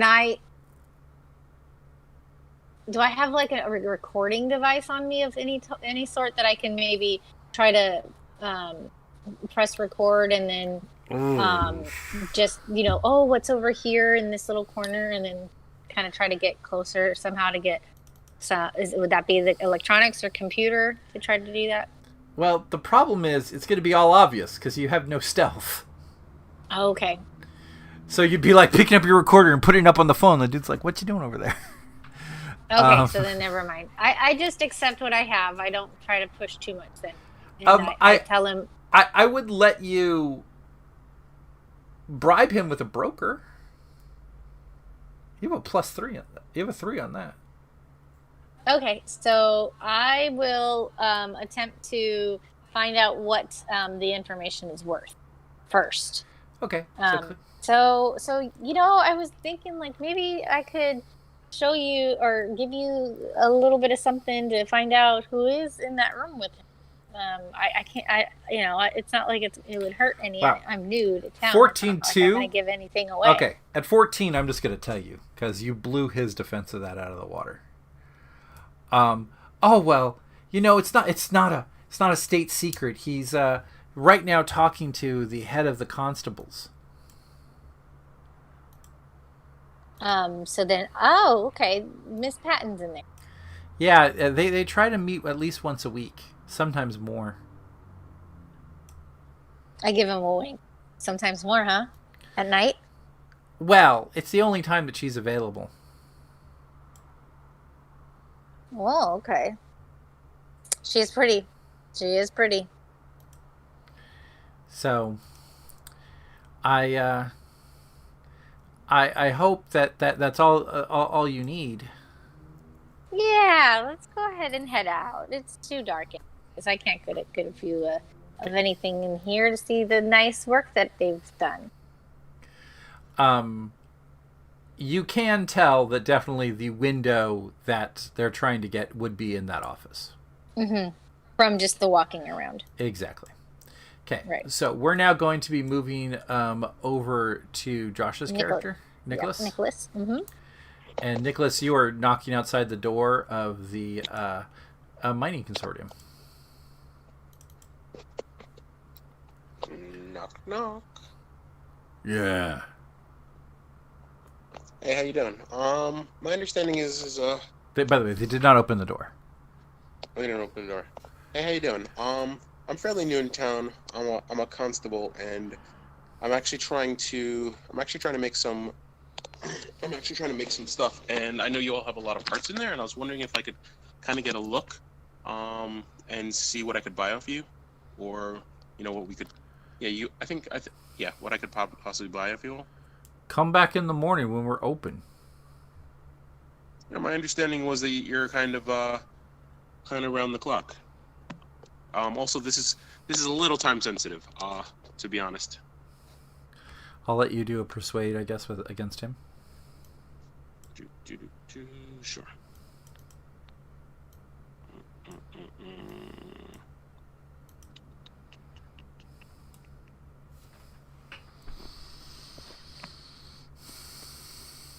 That's a pilot. I'm sorry, I hit the wrong button.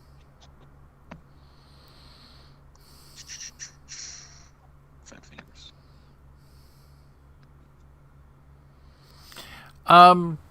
I'll let you talk to the boss. He'll decide if he'll be willing to sell you anything. Thanks a lot. I really appreciate that. So the What's guy, your name? unimportant NPC number 1. Sorry, sure. I just wasn't sure. I have not, no joke, guys. I have made 45 NPCs for the townsfolk, and I already have now capped my Roll20 space limit. So people only who you're going to interact with are going to. Sorry. Sometimes what I do is like I kind of ignore people like they're not really people, but then like later on you're like, why did you shoot that cop? Like they didn't really matter, and I'm like, so I'm trying to be like more personable. That's why. Go on. I'm gonna give you guys all this very metagame knowledge. If you see a photo, if I show you a picture, he has something to say. Fair enough. Okay. Sort of how, like in RPGs, like Fantasy VII, if there's a icon over the head, that's a person to talk to. Otherwise, they're just random person on the street. Yes. You click on them. Why can't I speak to that person? It's because they're not speakable. They have nothing to say. They're just they're prop. They are a prop. And I will, if you really poke someone who has nothing, I'll give you something. That's fine. Fantasy pictures, by the way, are a lot easier to find than sci-fi pictures. I don't mind. I was trying to be a better role player. I'm not trying to bother you. No worries. You're doing great, Josh. So he takes you up to the boss of the Camulaz Pan American Industrial Consortium on Endpoint, and his name is Markov Macer. Could he perhaps be in the room? Could he perhaps be in the room that she pointed at? He is in the room that you pointed at. Oh my goodness. And you don't have an investigation, right? I do not. I'm a terrible investigator. I I will- should be a good one, I'll but let- I don't have this yet. I'll let you roll your intelligence. And if you do, you have anything to like for building or like mining? I have mechanics, explosives. I'll let you get electronics. explosives. I'll let you roll explosives too. Whatever explosives will be your perception in this. 9-1. Okay, I'm going to give you information, but not all the information. Sure. This room has somehow been protected. That's good to know. I will let you roll another one to figure out how it's been protected. So you can either try the pure intellect, or you can try the mechanics. Let's do mechanics. Okay. I like mechanics too. 10-6. Okay. I like it very Boon much. Bane 6. Today is a good Boon Bane day for me. Yeah. With that, you essentially realize that the windows have been set that the moment that one breaks, a force field is going to cover this room. Okay.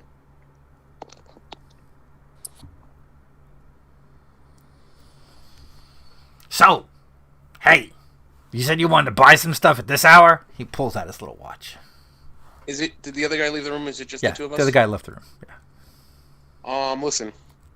I do need to get some stuff from you, but I'm gonna be honest. I came under here in mildly false pretenses. A friend of mine is like this amazing, like we're new to town. My friend of mine's this like amazing sniper, and she found this sniper nest, and it's aiming directly at your window, which perhaps it's to kill somebody else who's coming in here, but also perhaps it's to kill you. And I can see that your room has been protected so that like if the windows get broken that a shield's gonna go up, but that's not to say that whoever's planning on shooting you doesn't also already know that. And I figured you should know. I will let you roll diplomacy. Diplomat. Oh baby, 14 with a Boon Bane of 5. Yeah. He is not happy to hear this information.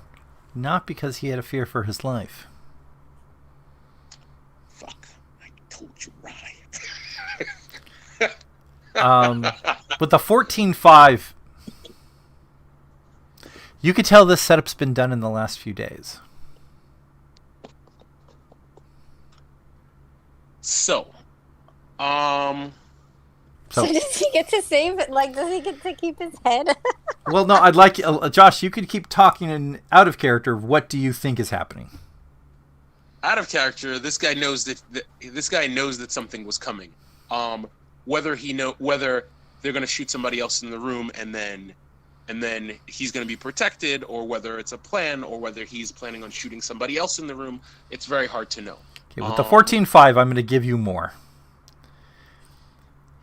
He's plotted to kill the mayor, but if there's a gunshot at his location too, it obviously wasn't him.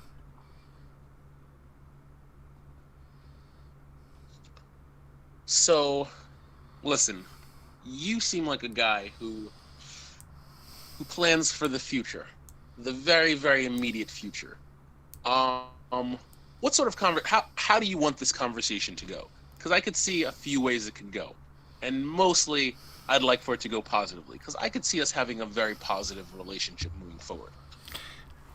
I can see us having not a relationship moving forward. You said you're new in town. What if I can get you newly off of Endpoint? He's just so I should understand. He's saying that in a threatening manner, not like No, I could do you a favor manner. I can get you off the planet, so you're not my problem anymore. Oh, I hear what you're saying. I appreciate that, but I'm here with a bunch of friends. That is a possibility. But what I'm thinking is that what I know doesn't necessarily need to leave this room. I feel like See, you're going to stay in this room, you're saying. I'm saying is that my understanding is you're a very powerful man, and who doesn't want to be friends with a powerful man? A person who's new in town seems like a person who could leave town soon.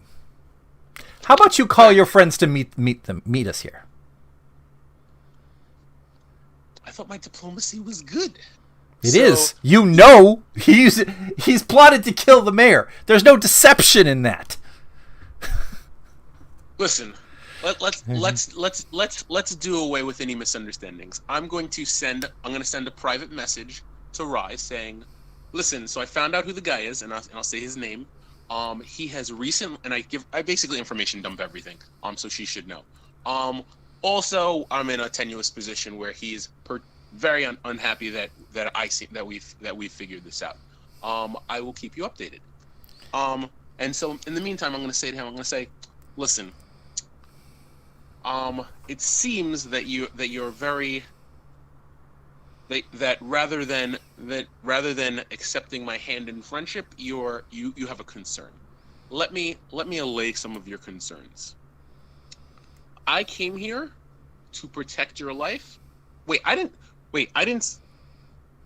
say anything to him about the sniper nest aiming at the mayor's house. I didn't say anything about it. No, but you did say that he'd put up his protections, which was the whole point of the scheme.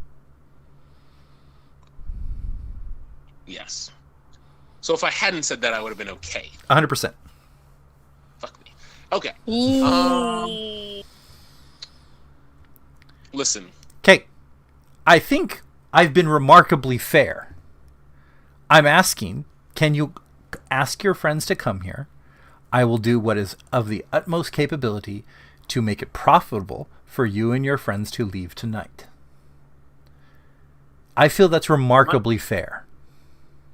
I appreciate that. I'm confused. I thought that the next ship wasn't going to be here for a few weeks. He has a ship. So you're going to ferry us off, or so you're going to give us your ship to get off the planet? I am going to send you to a location where you can then start traveling of your own accord. So you're no longer abandoned on this planet of Endpoint. I would like to see how likely I believe he is to be a threat to me physically. Is he particularly strong? Is it noticeable? He's a big guy. He's armed? But he is armed. But you don't know if he's just a fat guy or if he's a cybernetically enhanced guy.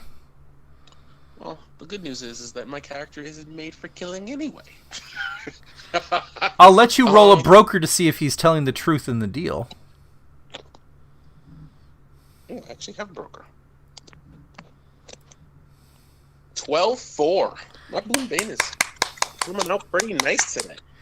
He truly just doesn't want you on the planet. He feels killing you, especially now that you're a constable, is going to be more work for his already tenuous plan. Here's the thing. I was also planning on. I also had a very lucrative plan for being on this planet. What if I needed to do some work on this scrap that I found? What if I leave town for a little bit? See, the problem is, you have a communicator in your head. And if I leave you alone, you will have a chance to communicate your information. Wait, how does he know I have a communicator in my head? It's a good question, isn't it? Can I get a roll in there? Yeah, I'll let you roll out on electronics. Done. I have an electronics. 15-1. Okay, the Boonbane, not so good, but the 15 pretty good. Yeah, you would have to imagine if you had an investigate, you would have noticed you wouldn't pass sensors.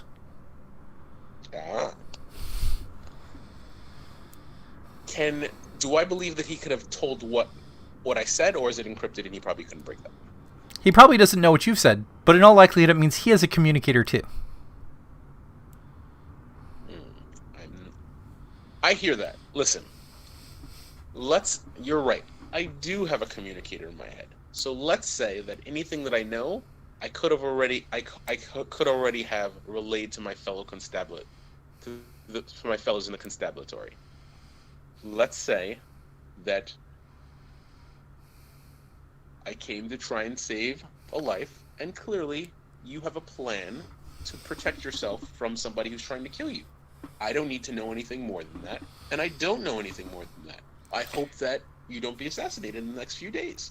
and perhaps you'll allow me to buy things at regular cost and not at any discounted price. Okay, so you're saying you're disagreeing my particularly fair offer to take you off this planet. I'm saying... No, it's a simple yes or no. I'd like to roll a carouse, because I'm trying to show that while I know things, I have already had the ability to let any number of other people know. I will let you broker, but there's no friendship in this scenario. Sure. I'll roll it. Okay, come on, one more time. 10-3. Not phenomenal, but not bad. Not horrible, but not He's not okay. bad. He already was trying to be fair in not just having you killed and the entire police killed and faking it as bandits. The entire police. Jeez. He's asked you to bring his people, and he's going to take you off the planet and not have you die. You could just try to fight him, but you've opened up his conspiracy to kill the mayor and become mayor and steal all of his robotics. So you expose too much of the plan while in a private room with the dude.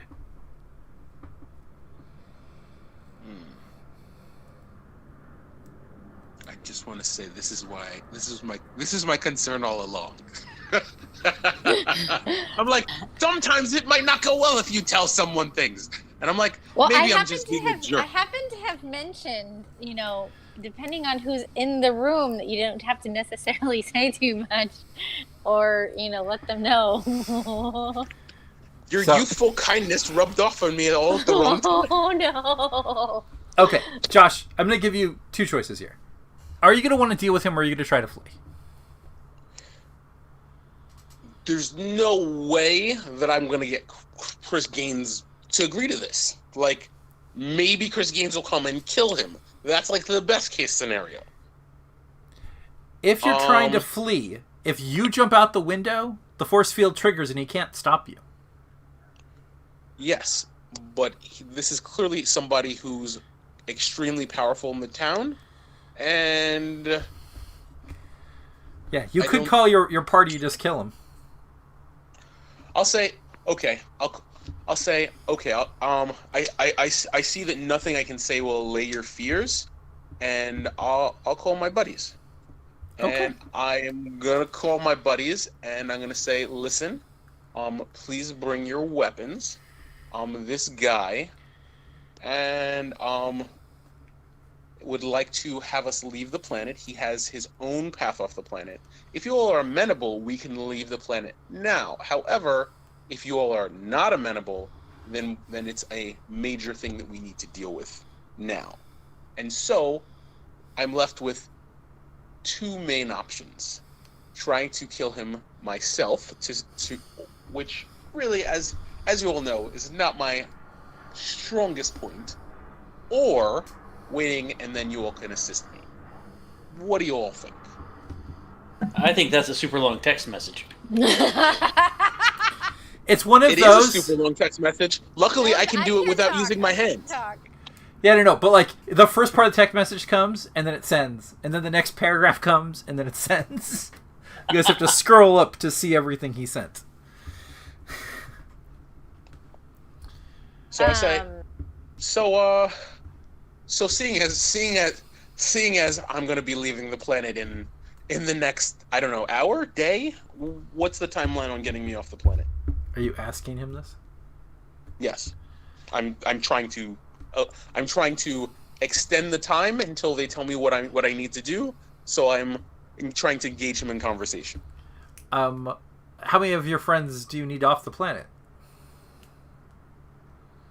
At least 2.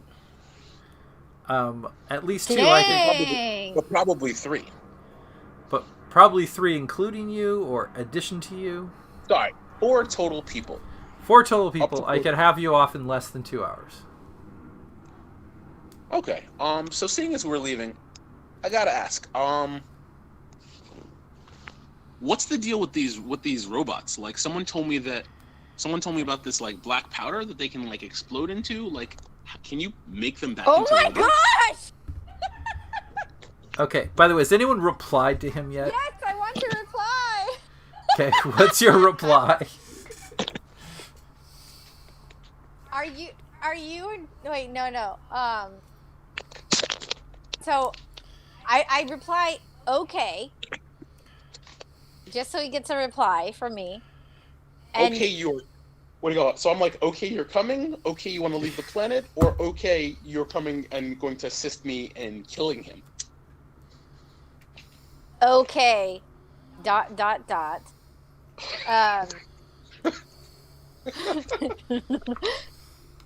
Because I'm trying to read this information while I'm in front of that Yan dude. Yeah, And so, look, that's fine. My point is I'm right. trying to extend it as long as possible so he doesn't kill. Yeah, but if you keep talking as a player, Josh, if you keep talking, we can't. I can't talk to the NPC. Okay, what I'm saying is, it took him a bit of time to walk to the facility.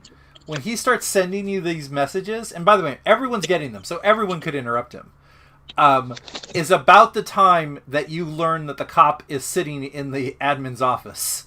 Yeah. Yeah.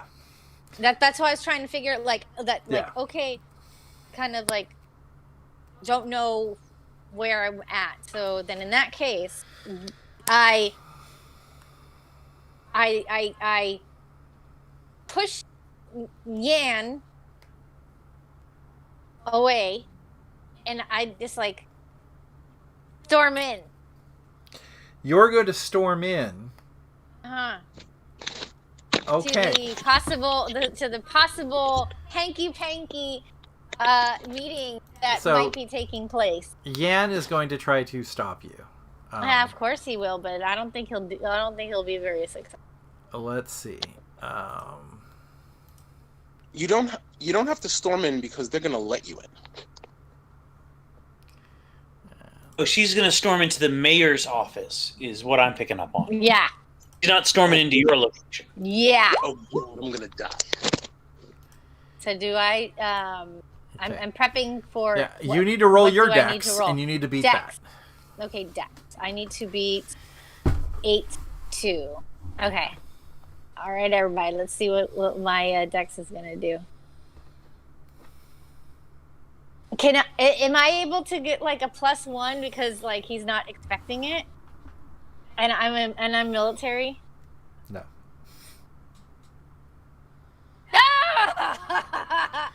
Yan's holding you, and it's like, no, you can't go in there.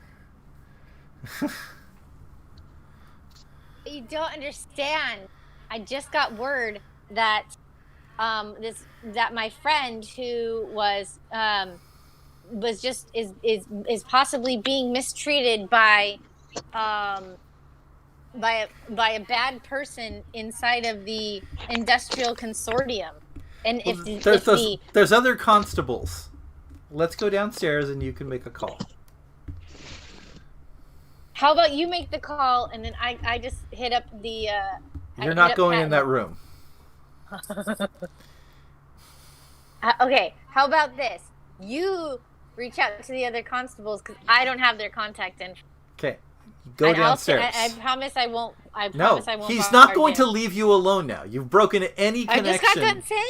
I just got done saying you don't need to leave me alone, but okay. I do not have their contact information. Go downstairs. I go downstairs. Okay, he goes downstairs. He makes sure that you are closer to the door than he is. I'm closer to the door. He is going to press on the wall, and he's going to dial the constabulary for you. By the way, anyone else can interfere in their conversation. Yes, I'm just waiting. No, it's all because everyone's trying to do instant timing. So yeah, I was waiting for the chance to speak. Okay, what do you do? I get the message from Nick and walk over, grab my rifle. I walk over the location, and I still haven't gone by the ammo storage locker, so I haven't stored it yet. Okay. And pop the dude in the face. Okay, whoa. Ground floor, 30, 40 guys down there. He's on the upper floor with the boss. I'm gonna send a message. I guess I'll send one more message. they're expecting you to come. So if you're gonna come, pretend like you're happy to be here, and they'll probably let you in politely. Oh, what? They? Okay. So you're at the front door hearing that, and you're knocking. Or are you I'm- just breaking down the door? I'm coming with Chris. Okay. So you're coming with Chris. Are you guys breaking down the door, or are you going to knock? What are you going to do? Well, if his message about pretend to be happy that you're here and I'll let you in through wouldn't immediately break down the door, I don't think. But also follow Chris's lead. Yeah, Chris is very confused now because he's very confused. So he's following the constable's lead. I'm here to back up the cops, I guess. Okay. Then in that case, I did have a thought. Since we were former military together, would we have had as a unit a code word that if we said that, Signal Omega, everything has gone to shit. No, you were not. You were not some crazy infiltration team. Okay, maybe we'll set that up after this then. Sounds good to me. Okay. At All that right, moment, if his message comes in saying they're going to be happy you're here, I'm going to walk towards them and just knock on the door politely. Okay. I'm going to have my gun with me, but I'm going to knock on the door politely. So Rye, seeing the text message, come happy. Are you gonna let this guy now call the cops to ambush the place? In the heat of the moment, I don't think I would have seen the text, but because we're trying to work with real time and multiple people's actions, I'll have to play against what I would normally say as yes. So I'll just have to pretend then that it was just a way to get me down here alone with you. Okay, I'll let you carouse again, I guess, or Persuade again, yeah. Because I'm trying to save face now. I look like an idiot.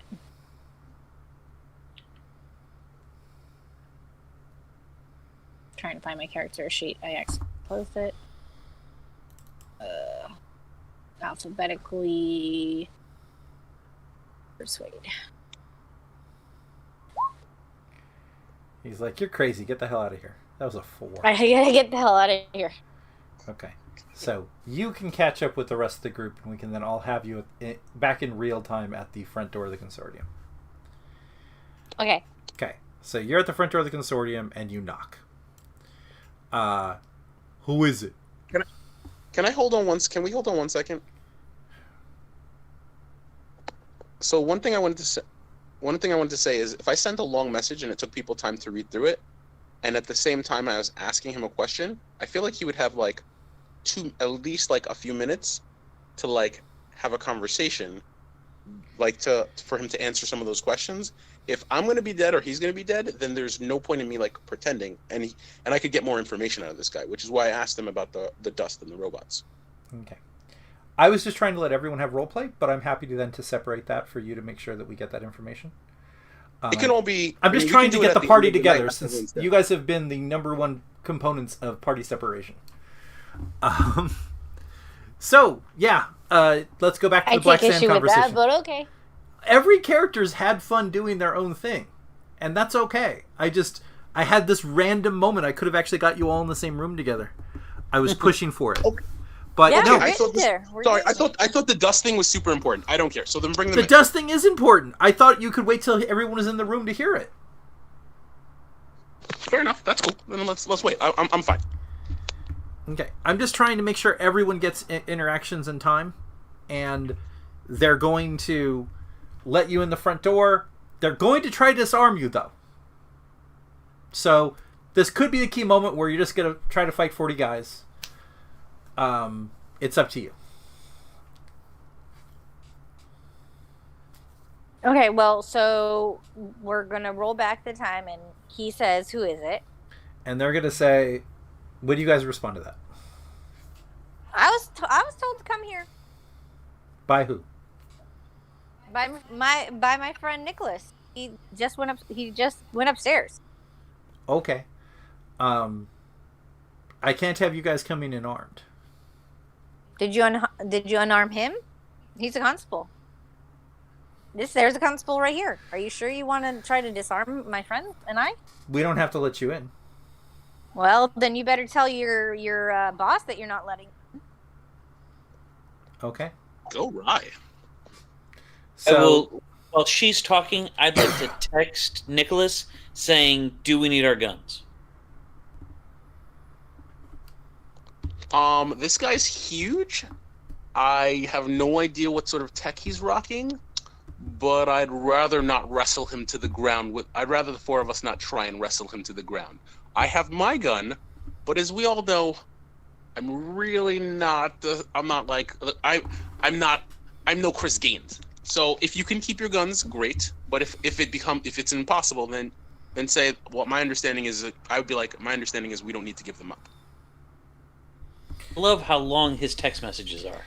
Foobar. This is all foobar. What's Okay. Fubar? I'm thinking. fucked up beyond recognition. The guy knocks on the door. He looks at Markov. Markov sends him a communication mentally, and he's like, "No, we can't let these people in with weapons. We're going to escort your people off. They can put their weapons in a safe location. Come in. We'll talk about your communications to leave the planet, and we will escort you to the ship." So just because I don't actually have text to review. From what he sent in text messages, do I fear for his life? Josh? It's definitely dangerous. There is a way. There's a way through. What I would say is if you don't want to give up your weapons, you can leave, and I can try and fight my way out from here. I don't want to put you all in more danger. Perhaps you want to just leave. Once you've put No, that. I don't need a new text. No, I don't need a new text. I need to because I personally, as a player, cannot Oh, sorry. remember I'm the in a text messages that you sent. I'm in a precarious situation, but I'm not. But no, you're not fearing for my life at the moment. Okay, then I just I wait for the guy to come back then. Okay. Guy comes back to the door. Yeah, you guys can put your weapons wherever you want, but you guys can't bring them in here. All right, just put a pretty bow on it so that I know that this is mine. Okay. Nope. Yeah. Huh. Well. Yep. I'll go see what's going on if you guys want to wait out here. How about we do that then? No Yeah. reason to get another constable involved, right, gentlemen? Okay. So is everyone going to give their weapons to Chris and go inside? Yeah, I'll do that instead. I'll give it to Chris. Okay. I was gonna stay with Chris outside with the guns. I know you were trying to get us all together, Patrick. I'm so sorry. It's okay. Yeah, if someone had, like, I don't know, given Chris any of the information about what they're walking into, except for there's a whole bunch of guys, and this guy wants to kill me, and he's just... Yep. Okay, so let's keep gameplay going. Keep on going. Okay. So, Rye goes inside. They're going to walk her up into a room. Rye, do you want to just do a pure intellect to see if you notice all the things in their room? Yeah, I'll do that. Let me go to my character sheet. Oh.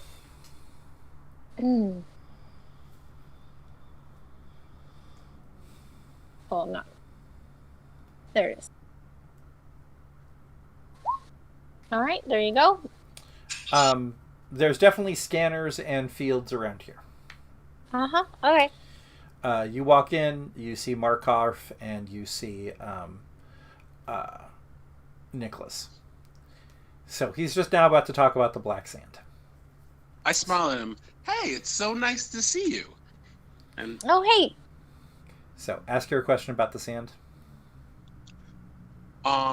Someone had mentioned about these robots and how sometimes when they're scared, they blow up and they become like this black sand, and the sand is really expensive.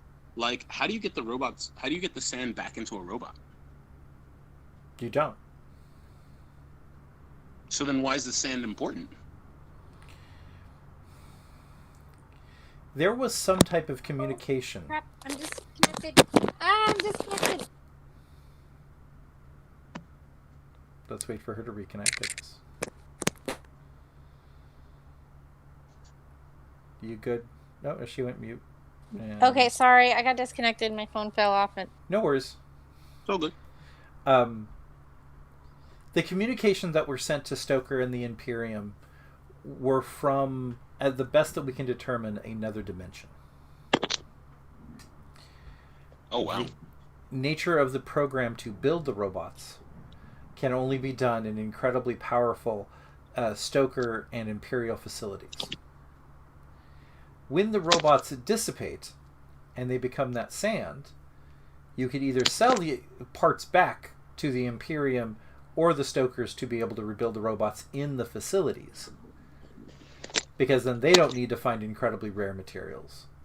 But also, it lets you use them almost as divining rods, if you find enough of it, to find that crystalline material from this planet. Interesting. There is a belief that if you found an actual one of the anomaly robots that had not been broken down, and you covered it in sand, you would make a larger robot. Wow. And the larger the robot becomes, seems to also increase its ability to communicate in this world. Huh. Interesting. I would be happy, as you guys are going to be leaving the planet, to have you leave with a shipment of black dust to either the Stoker or the Imperials as a payment for your leaving. That's an interesting idea. So I'm sorry. Go ahead. Sorry. Oh, I'm sorry to interrupt. I just wanted to let you know. I'm the only one that's going to be coming in at the moment. The others don't want to let go of their weapon. Oh, I'm surprised that you would have a problem with, a bunch of constables bringing weapons in here as we're all leaving the planet. So I was shocked that you would ask us. I'm like, listen, you allowed me to come in here armed, and I reached slowly for my gun, and I'm like, I have a pistol here anyway. So, I mean, as I said, we're gonna be buddies, right? And I look at him. I don't have a problem with a pistol, so a pistol's not going to harm me. I do have a problem with people coming with heavy weaponry. Ah. I'm going to send a message. Fuck. I say, hello, my name is Rye. Nice to meet you. I hear that you are offering to get us off of this filthy planet. Yes, Rye. I am Markov Mazer. I would very graciously ask you and your compatriots to leave the planet. I would be happy to let you take some time to gather everything that you need, and I will be able to get you off the planet in 2 hours. That sounds really great. I think my other buddies, that would be some music to our ears. Yeah, a couple of hours. What time is it? And then I look and see what time it is, Mr. Storyteller. It's like 8:39, so you're looking at 10 o'clock midnight. He'd essentially get you off. I'm super tired. Is there any way that maybe we can get a few more hours just to get some decent sleep and then be out of here first thing in the morning? No, you can sleep on the plane that's leaving. Okay, so Nicholas, how about we go get ourselves packed up and ready to go? Nicholas isn't leaving until you're ready to leave. Oh, wow! I didn't realize this guy was a threat. Yeah, I mean, who would think I'm a threat? You can't see him, right? Little old me. Oh no! See, I think you're confused. Rye, was it? Yes. No. Nicholas is not a threat. He's a hostage. Oh. Well, I was not aware that it was that type of situation. I thought he had did some good for you. I'll let me go ahead and still pack, I guess. So 2 hours. You said 3, Uh, 4. if you guys can go outside in 2 hours, I will have you and Nicholas escorted to a ship that will take you off the planet. Okay, cool. Then I'll head out. Very nice to meet you. This is some really great information. Unfortunately, this guy did something to piss you off. My apologies. I'll head out. Should I follow this gentleman here? Yes, absolutely, and he'll walk you out. I go out. Okay.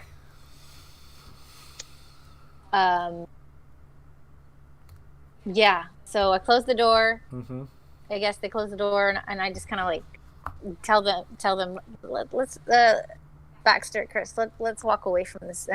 Let's just smile. Let's just smile, and then I'll talk to you guys. Chris doesn't smile, but follows. How about The that, last Baxter? message we got was the word fuck. Was there a problem? Yeah, let's keep talking away from this building. So then, in that case, do I? Before I said that. I'm sorry. Yeah, this is assuming we're away and we can actually have a conversation. So there's that little.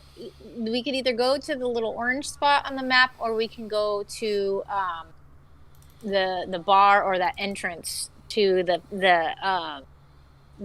our secret spot. You could go into the ship because you at least know the ship. No sensors can break through it right now. Well, I'm asking the 2 players. Where do you guys want to go? Keep talking. That's I think the ship's probably the safest place for right now. All right.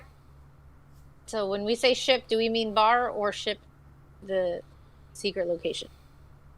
We mean the Tin Lizzie. The tin dragon. Okay. All right. So here's the deal, guys. To save time, Patrick Storyteller, I give them the information about the sniper's nest.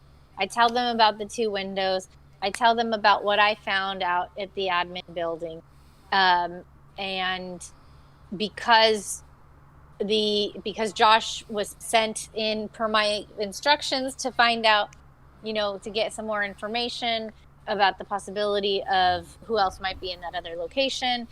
My summation or my summary is basically like, yeah, I think that this guy is a bad guy, and he just wants us to get off of the planet. And I don't. What do you guys think? How can we save him, or do you guys want to just go ahead and leave the planet? We wanted to leave the planet anyways. There's a sniper nest. Yes. There's a sniper nest that's looking in on this guy's home. Yes. I laughed uncontrollably. That's awesome, man.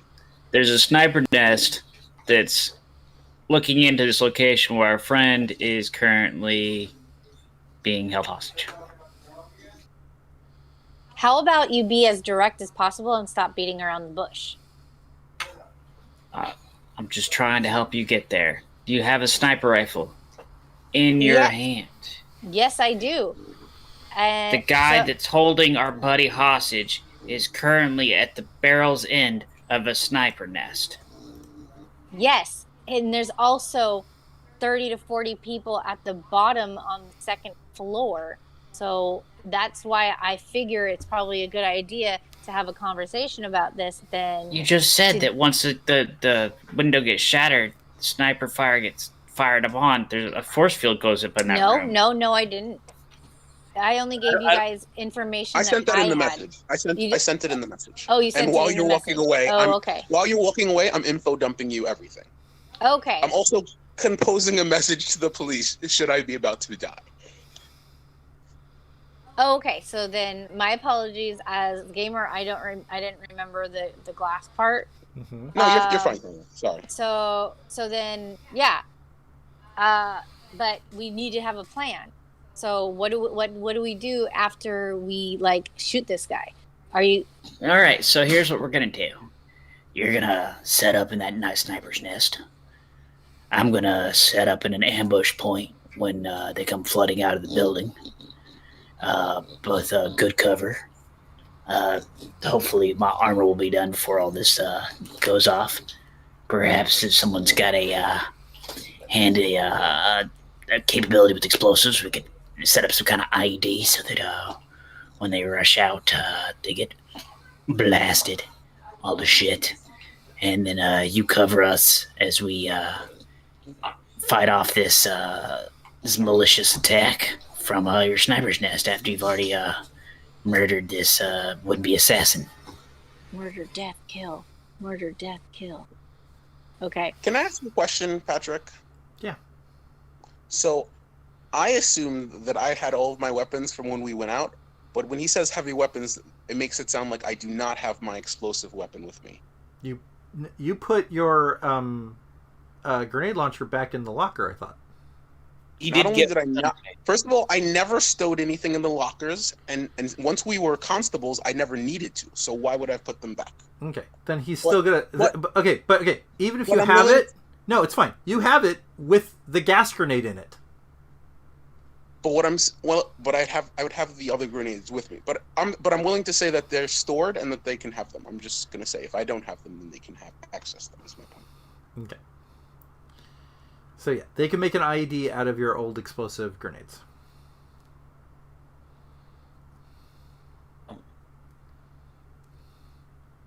So we're all putting together this plan within just a couple hours. And it sounds like if we do this, we don't get off the planet through this guy. Now, it's entirely possible this guy would backstab us anyway. But I don't know, guys. It sounds... I'm gonna use taking my this to a broker, I conflict guess, sounds oddly to see if difficult. I believed him. Roll it. Okay. Oh, wrong tab. Sorry, guys. Broker, to see if I believed him. There we go. Yes. Unequivocally, he's telling the truth, because if he was lying, there's a lot easier ways just to kill all of you. So here's the thing, guys. I really think, I believe that he just wants us to get the fuck out of here, and it's no skin off his back to transport.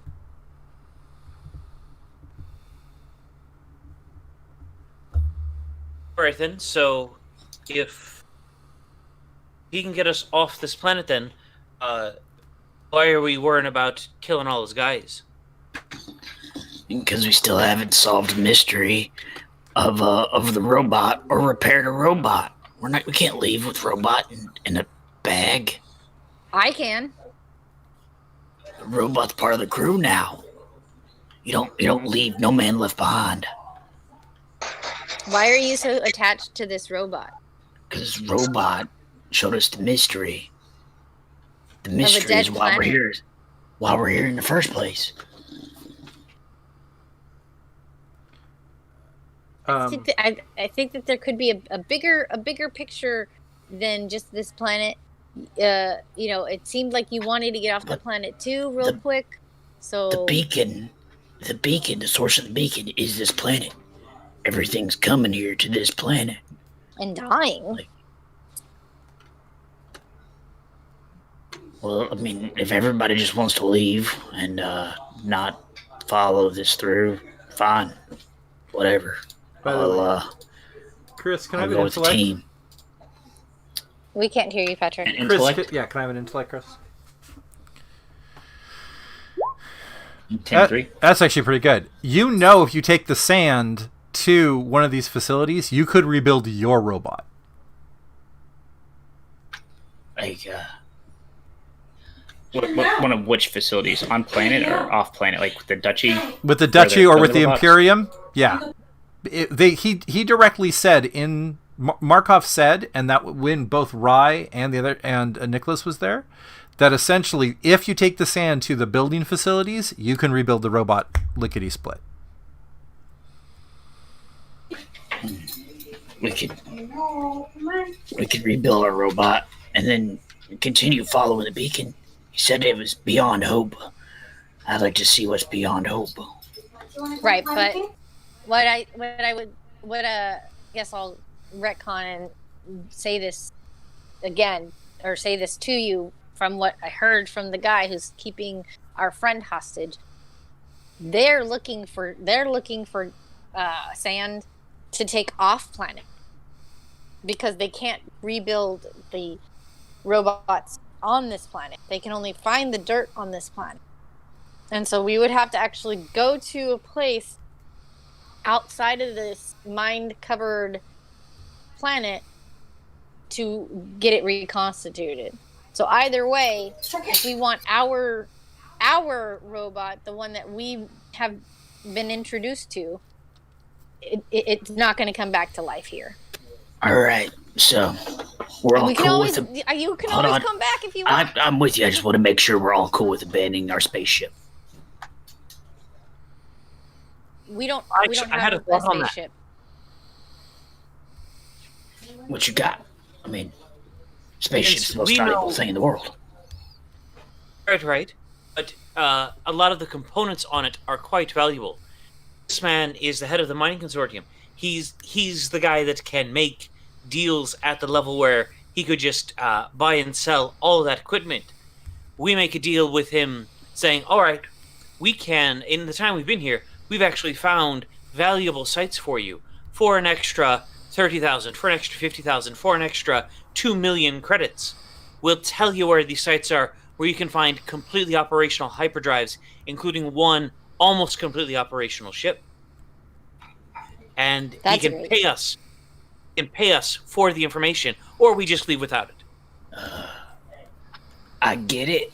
I don't think that's gonna work because you have to be in a position of power to negotiate. And he's basically offering, like, I'll get you off planet, or you're all gonna die. He did say that he was going to get us off planet and give us some black sand. No, I thought he said he was going to get us off planet with a shipment of black sand. Like, No, that's how he's it getting us was off. the way that I took it was hush money.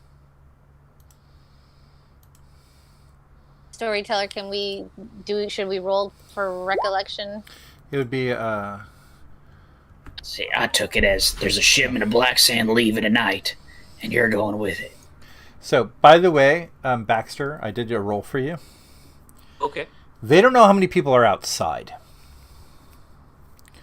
One of you guys could wait for everyone to get shipped off planet, and the other one of you flies the Tin Dragon out and picks them up.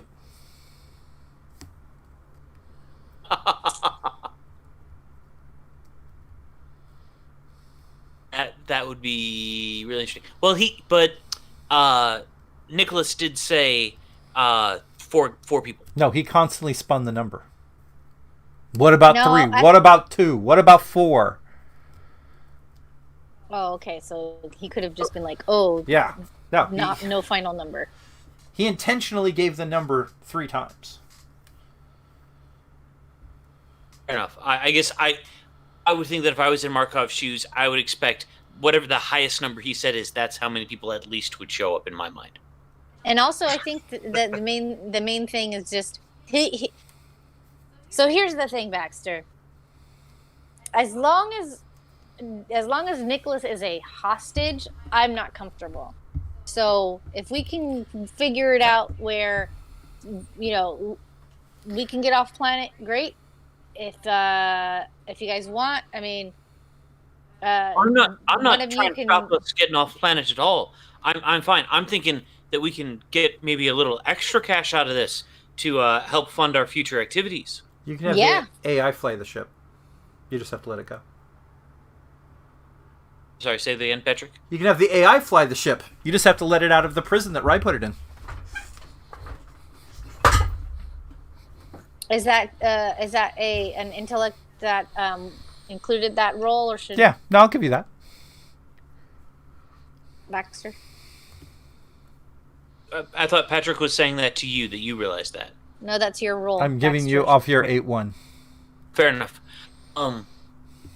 What we could do is get the AI to maybe fake an emergency inside. Send a fire alarm going so that people leave the Tin Dragon, and then it flies the ship up and meets us. It would be tricky to get it through the mines, but it could maybe follow out whatever ship is taking us out that's avoiding all the mines. So, Then we yeah, get ship and we get hush money. yeah, that sounds great. What do you think, Chris? All right. As long as we have a ship, we can always come back. There's mysteries here. Yeah, we're no doubt.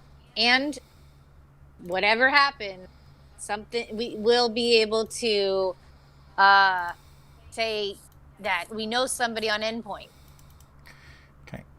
Also, with your roll, Rye, the mines aren't going to be an issue if you have it follow you guys as a tracker, because whatever way Markov has to get you out is going to be through the mines. Yeah. So the mines shouldn't be a problem. If Markov can get us through, then our ship is going to get through too. All right, then. Does that mean you need to program a patch for it to be able to do all that? We got 2 hours, and I imagine, Chris, you got to go back and pick up your armor from the repair shop. I'm going to need to also pick up my weapon, my actual The clip. bullets and things like that from the police. Maybe I can do that since I'm a constable anyway, while you're doing the patch and while Chris is getting his armor, so that way we can maximize our time. Yep. Can I get another? I'm gonna do another roll, but for like computer, to see how much time I need, because I might need assistance. So let me go to computer real quick. Is it computer storyteller? It's electronics computer, yeah. Yes. Okay. So let me go do that. So I'm gonna send a message. Hey guys, I can't really be part of the ongoing conversation. So I will exempt myself from whatever you all decide to do. I'm okay with everything. You all don't have to come and get me. But just let me know what you're going to do, so that if I need to just try and one-on-one take this guy out, or jump out of a window, I'll attempt it. Okay. So, Carla, with the 9-1, you essentially realize it will take you an hour and a half with a roll of 10. If you can't get the roll of 10, you're going to need someone else to help you. Okay, so I do another electronics computer. Right. So if you do the roll now and you break 10, you get it in an hour and a half. If you don't get it in an hour and a half, you're going to have to get people to come. Help. Yeah.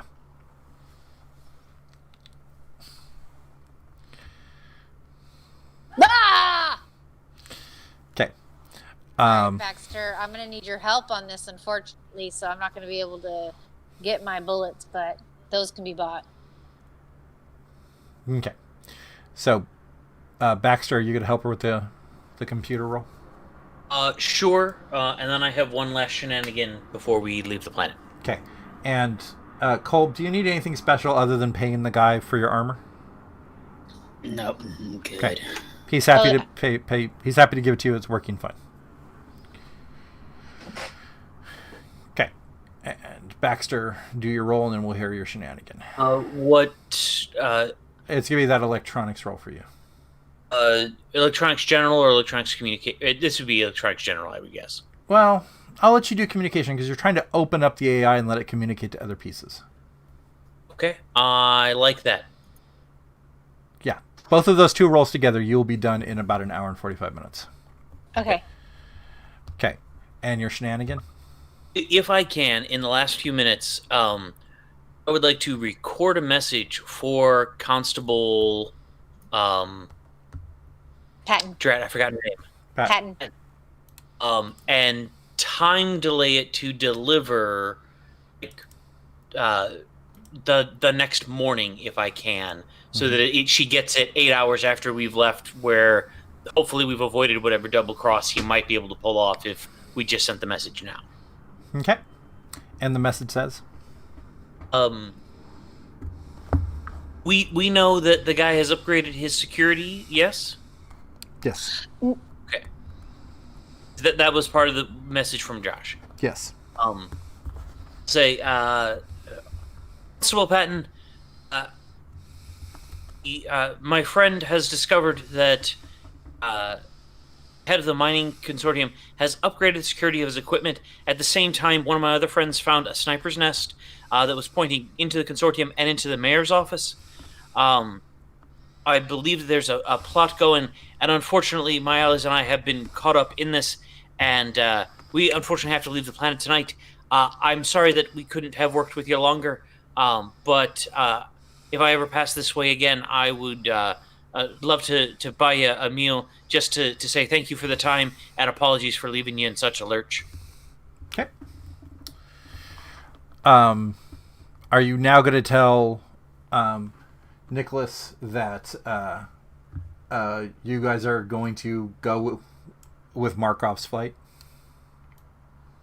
Yes. Okay. Nicholas, what's your reply to that?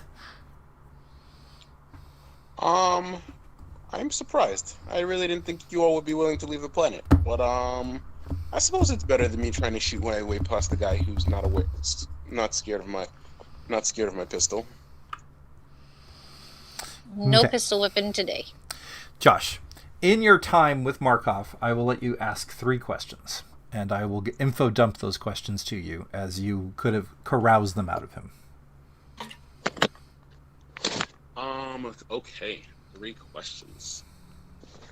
Can I send a message to my compatriots to ask them if there's anything They are way too busy.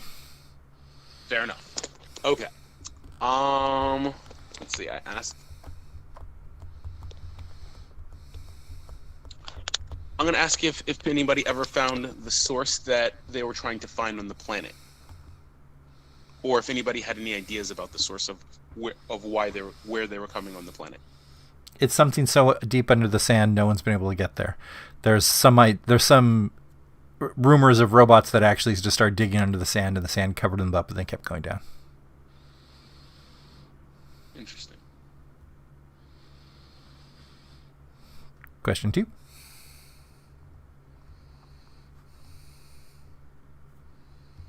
Are you the person? No, never mind.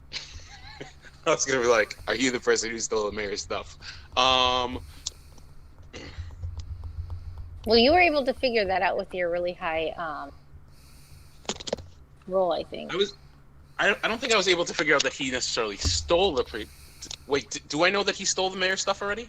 You do not know he stole the mayor's stuff. Sorry, my apologies. You know the stuff of the mayor's was stolen, and that he is the most powerful likely candidate, but you don't know.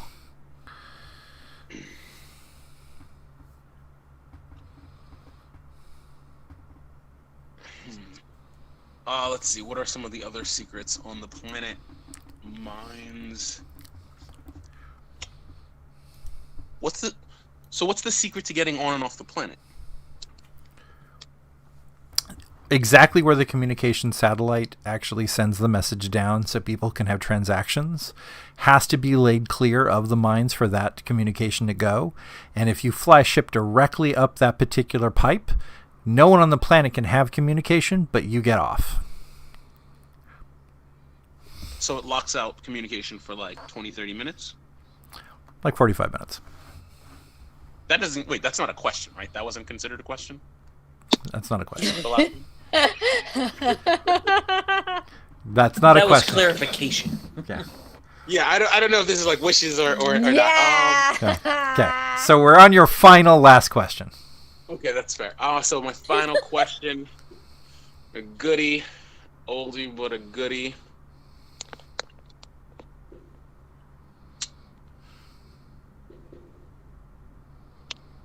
listen, I have an understanding of some things that are pretty valuable on this planet, and I was wondering, you know, I want to do a roll to see if he would split if we could get the crystals, if he'd split them 50-50. If I feel like he would be willing to make a deal like that. He's not willing to make a deal like that. That's not even a roll. Never mind. No roll.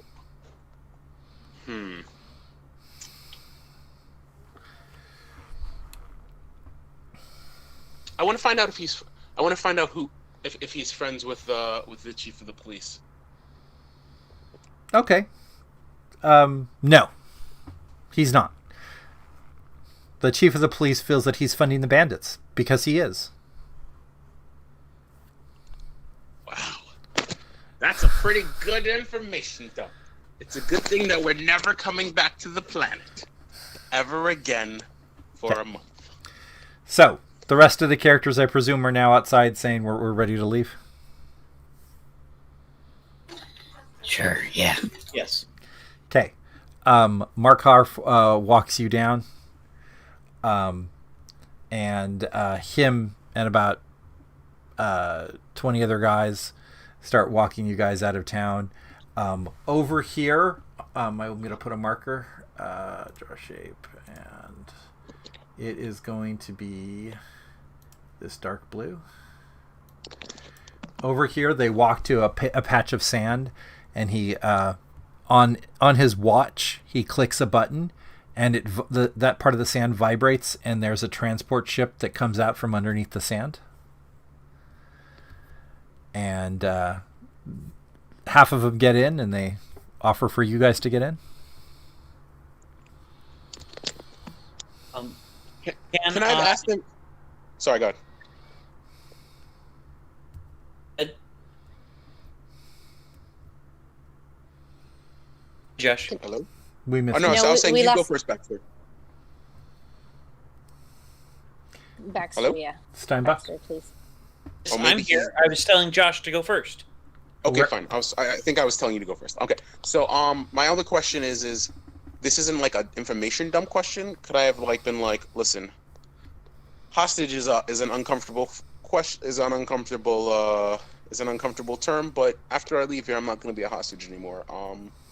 I don't see any reason why we couldn't perhaps, part as friends. I'll let you roll carouse for that. Your first carouse. Drum roll. Drum roll. An 8-5. Okay. Not The- horrible. Okay, the Boon Bane Yeah. is good enough. I'll give you this. There'll be a message waiting for you. Let me pull up the star map. And drag that over. There'll be a message waiting for you at Galik. If you make it there, reach out. And that's Galik, by the way. I will put a box on The it. map is very small. Can I make it bigger? Guide Galik. to- Okay, Galik is 2 hexes over from where we're at.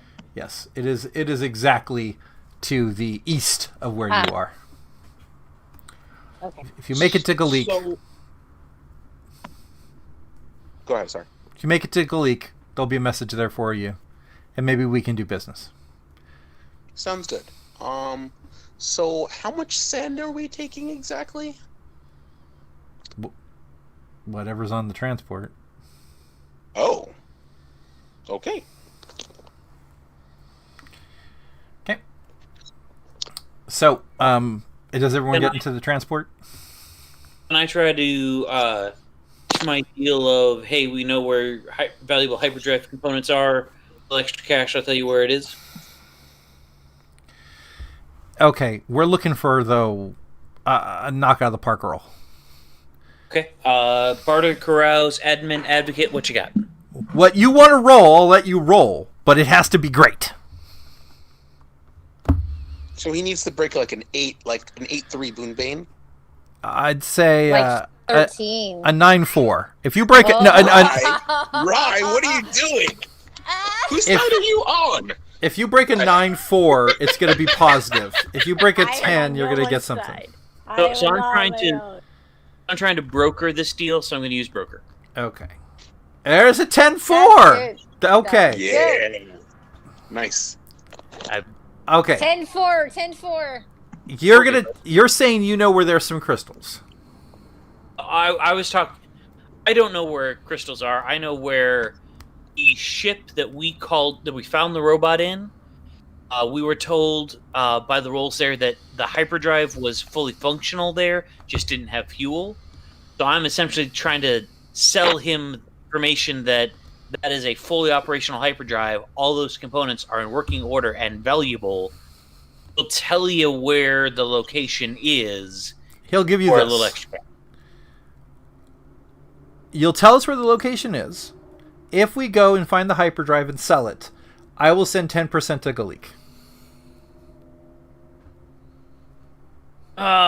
Because you could be lying. Yeah, I get that.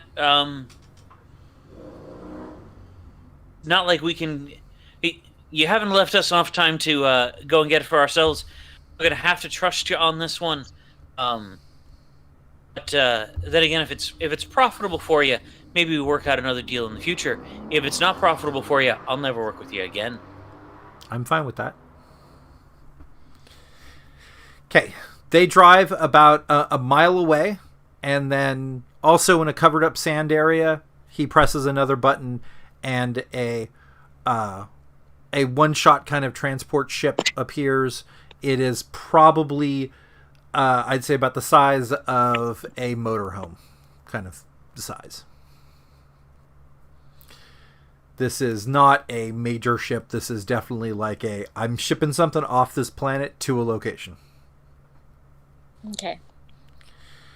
And he's like, feel free to get in. Rye gets in. Okay. I take a look around, and then I get in. Okay. Yep. It looks like a normal kind of one-shot jump, taking stuff from point A to point B.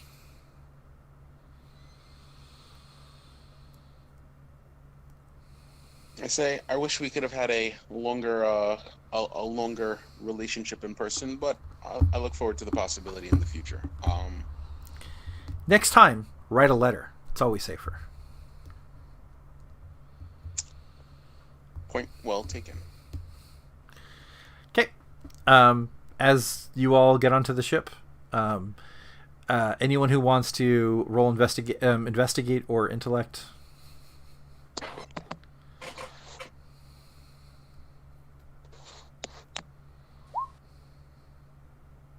Well, that's bunk. Okay. And A 7 with the boon bane of sticks. 6, 2, 8, 4. 10-3. 10-3. Nice, So- Chris. The 10-3, you once the doors kind of close, you start rifling through the area. There is about a solid compressed brick of black sand in a vacuum sealed bag, and the brick is probably about the size of a mid-size Amazon box. So it is about twice as much as you currently have of a rope. A box B. Yeah. Well. And this has also been filtered, while your guys' sand has not been filtered.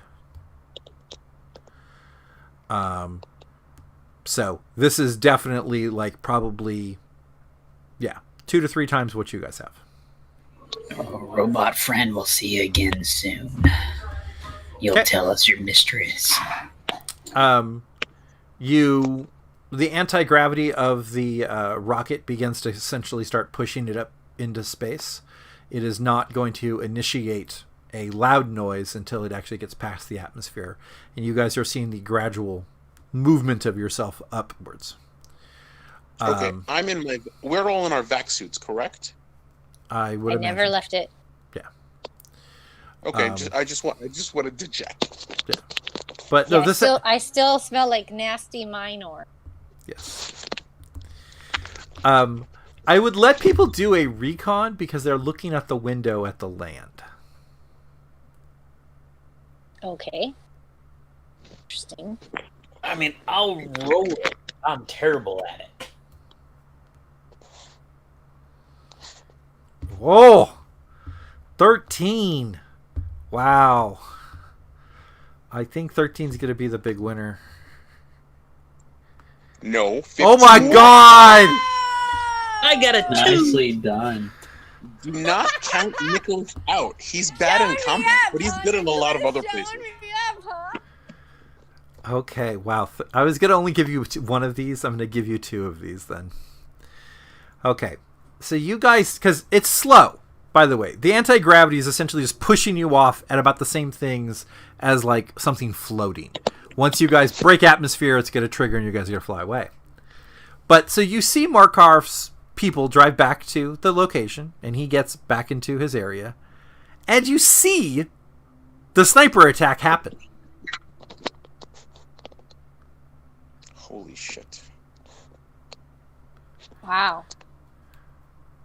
They had, by the way, a robot buried in the sniper's nest Ah. to shoot the shot. Do you mean a regular robot or one of these super robots? Regular robot.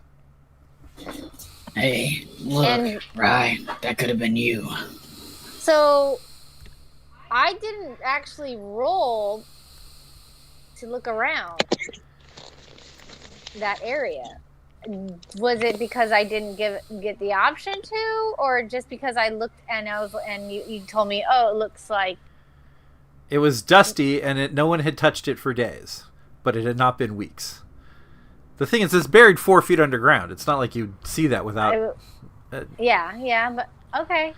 I'm just Okay. making sure that, like, yeah, I'm just. Here's the thing: it was going to come up if you guys actually tried to use the sniper nest. Weird. Oh goodness. So So I'll tell them, guys. So it would seem that they were quite ready, for that sniper thing to happen. Yeah, because look at that it just thing happened. go. I would also like to note, by the way, I looked really closely. I listened very closely to everything that Baxter said. Baxter sounded like he was told that they had to kill the guy. We got caught up in this whole thing, and I'm sorry for everything we've done. I wish it Yeah. could have been better, but we had to go. Yeah, trust me. I was biting my tongue. Wait, but it hasn't been sent yet. Couldn't Baxter stop it? We're You're still on the off plane. planet. You don't have the off communication, and the whole point of you guys flying up stops the communications. So, you guys break atmosphere, and you guys, in just the hint of hearing, start hearing a huge rattle from the ground as the Tin Dragon rips itself out of the ground and starts trying to fly after you. Well, that's the thing. Could I know it's not probably possible, but could the Tin Dragon have gotten hit instead of the other things getting hit? No. Shots were for that. Okay. Okay, so the Tin Dragon is following you guys up to space. And we're going to start next game with either you guys trying to stop the transport from jumping and get onto the Tin Dragon, or somehow convince the Tin Dragon to follow you in the jump. Because the problem is, it's 2 jumps away.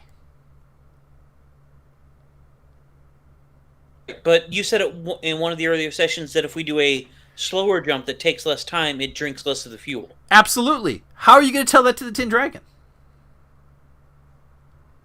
I assumed we were going to try to dock with it, but that is me making assumptions. Right, so you're going to have to find a way to stop the thing you're on to get the Tin Dragon to dock with you. How many other people are on the ship with us? Nobody. It's automated. Oh, it's automated. Okay, so then let's Yeah, we'll bring it have to- that conversation then. Yeah. Exactly. So let's write down our classic, what are we going to do next game? So let me open up that sheet. Now we're done with Game 6 notes. And now these Game 6 notes are Game 7 notes. Steinbach, I so want, like, you. Okay. As a player, like I so want to kick you right now for sending that communique without anybody else's input. So, Chris Okay. Gaines, can you write yours while we're all talking? I love you, but I want to I kick think your we're going to ass. want to go back and re-listen to it. I was fairly certain that I said that Markov had upgraded his piece. Markov was Yes. doing this. Yes. Markov had done this. You absolutely are implicating Markov, that he forced you to be assassins. Okay. Fortunately, we have this recorded, and I can go back and listen to what exactly it was that was said. Exactly. We can. Yeah. Yeah. And I'm totally cool with us going to that moment. But I tried to pay real close attention. Like, is that... And Chris, you're writing your update?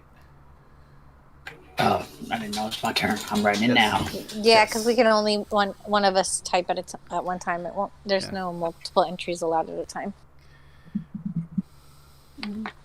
I don't know. You know what maybe I should do for expediency? Maybe I should do a folder of game notes so each of you guys can focus on one item in the folder.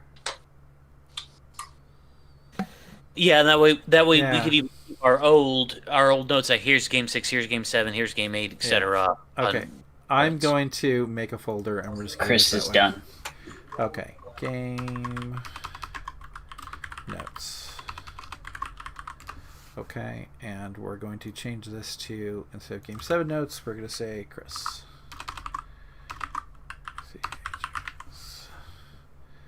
Save. Okay, now this mysterious note, edit, and all players.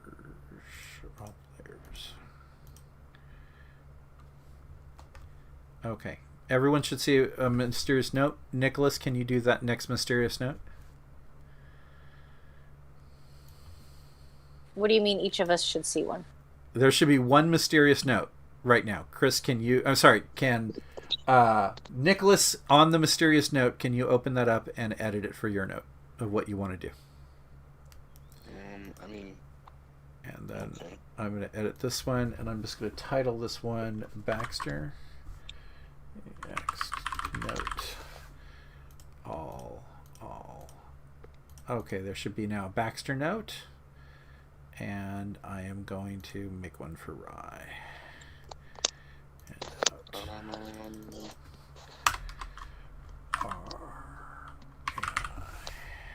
I can't manipulate it here. All save. You can't type in the note? No. Okay, let me try to edit it again. It says all player. No, I'm saying I can't. I'm not saying that it's not a problem with it. It's a problem with my overlay. Oh, okay. I mean, next time I'm planning on trying to use the computer to make it so that we can access and get back to the Tin Dragon. I mean, it's pretty it's like an impending thing. Okay. Controlling transport to get to Tin Dragon and getting to Galik to get Markov's message and maybe money. And that is Nicholas. Okay, so now we each are gonna, I'm now gonna put this all into a folder so we each can see everyone's stuff, because I really like the idea of when we start the game we already know where we're at. It stops that big question of trying to catch up. Okay, so that was Endpoint, and you guys obviously are going to be returning to Endpoint someday, because this is focus of some of your mysteries. But now we're finally going to space stuff, and you guys are going to have your ship, and you guys are going to decide what you're going to do with your ship.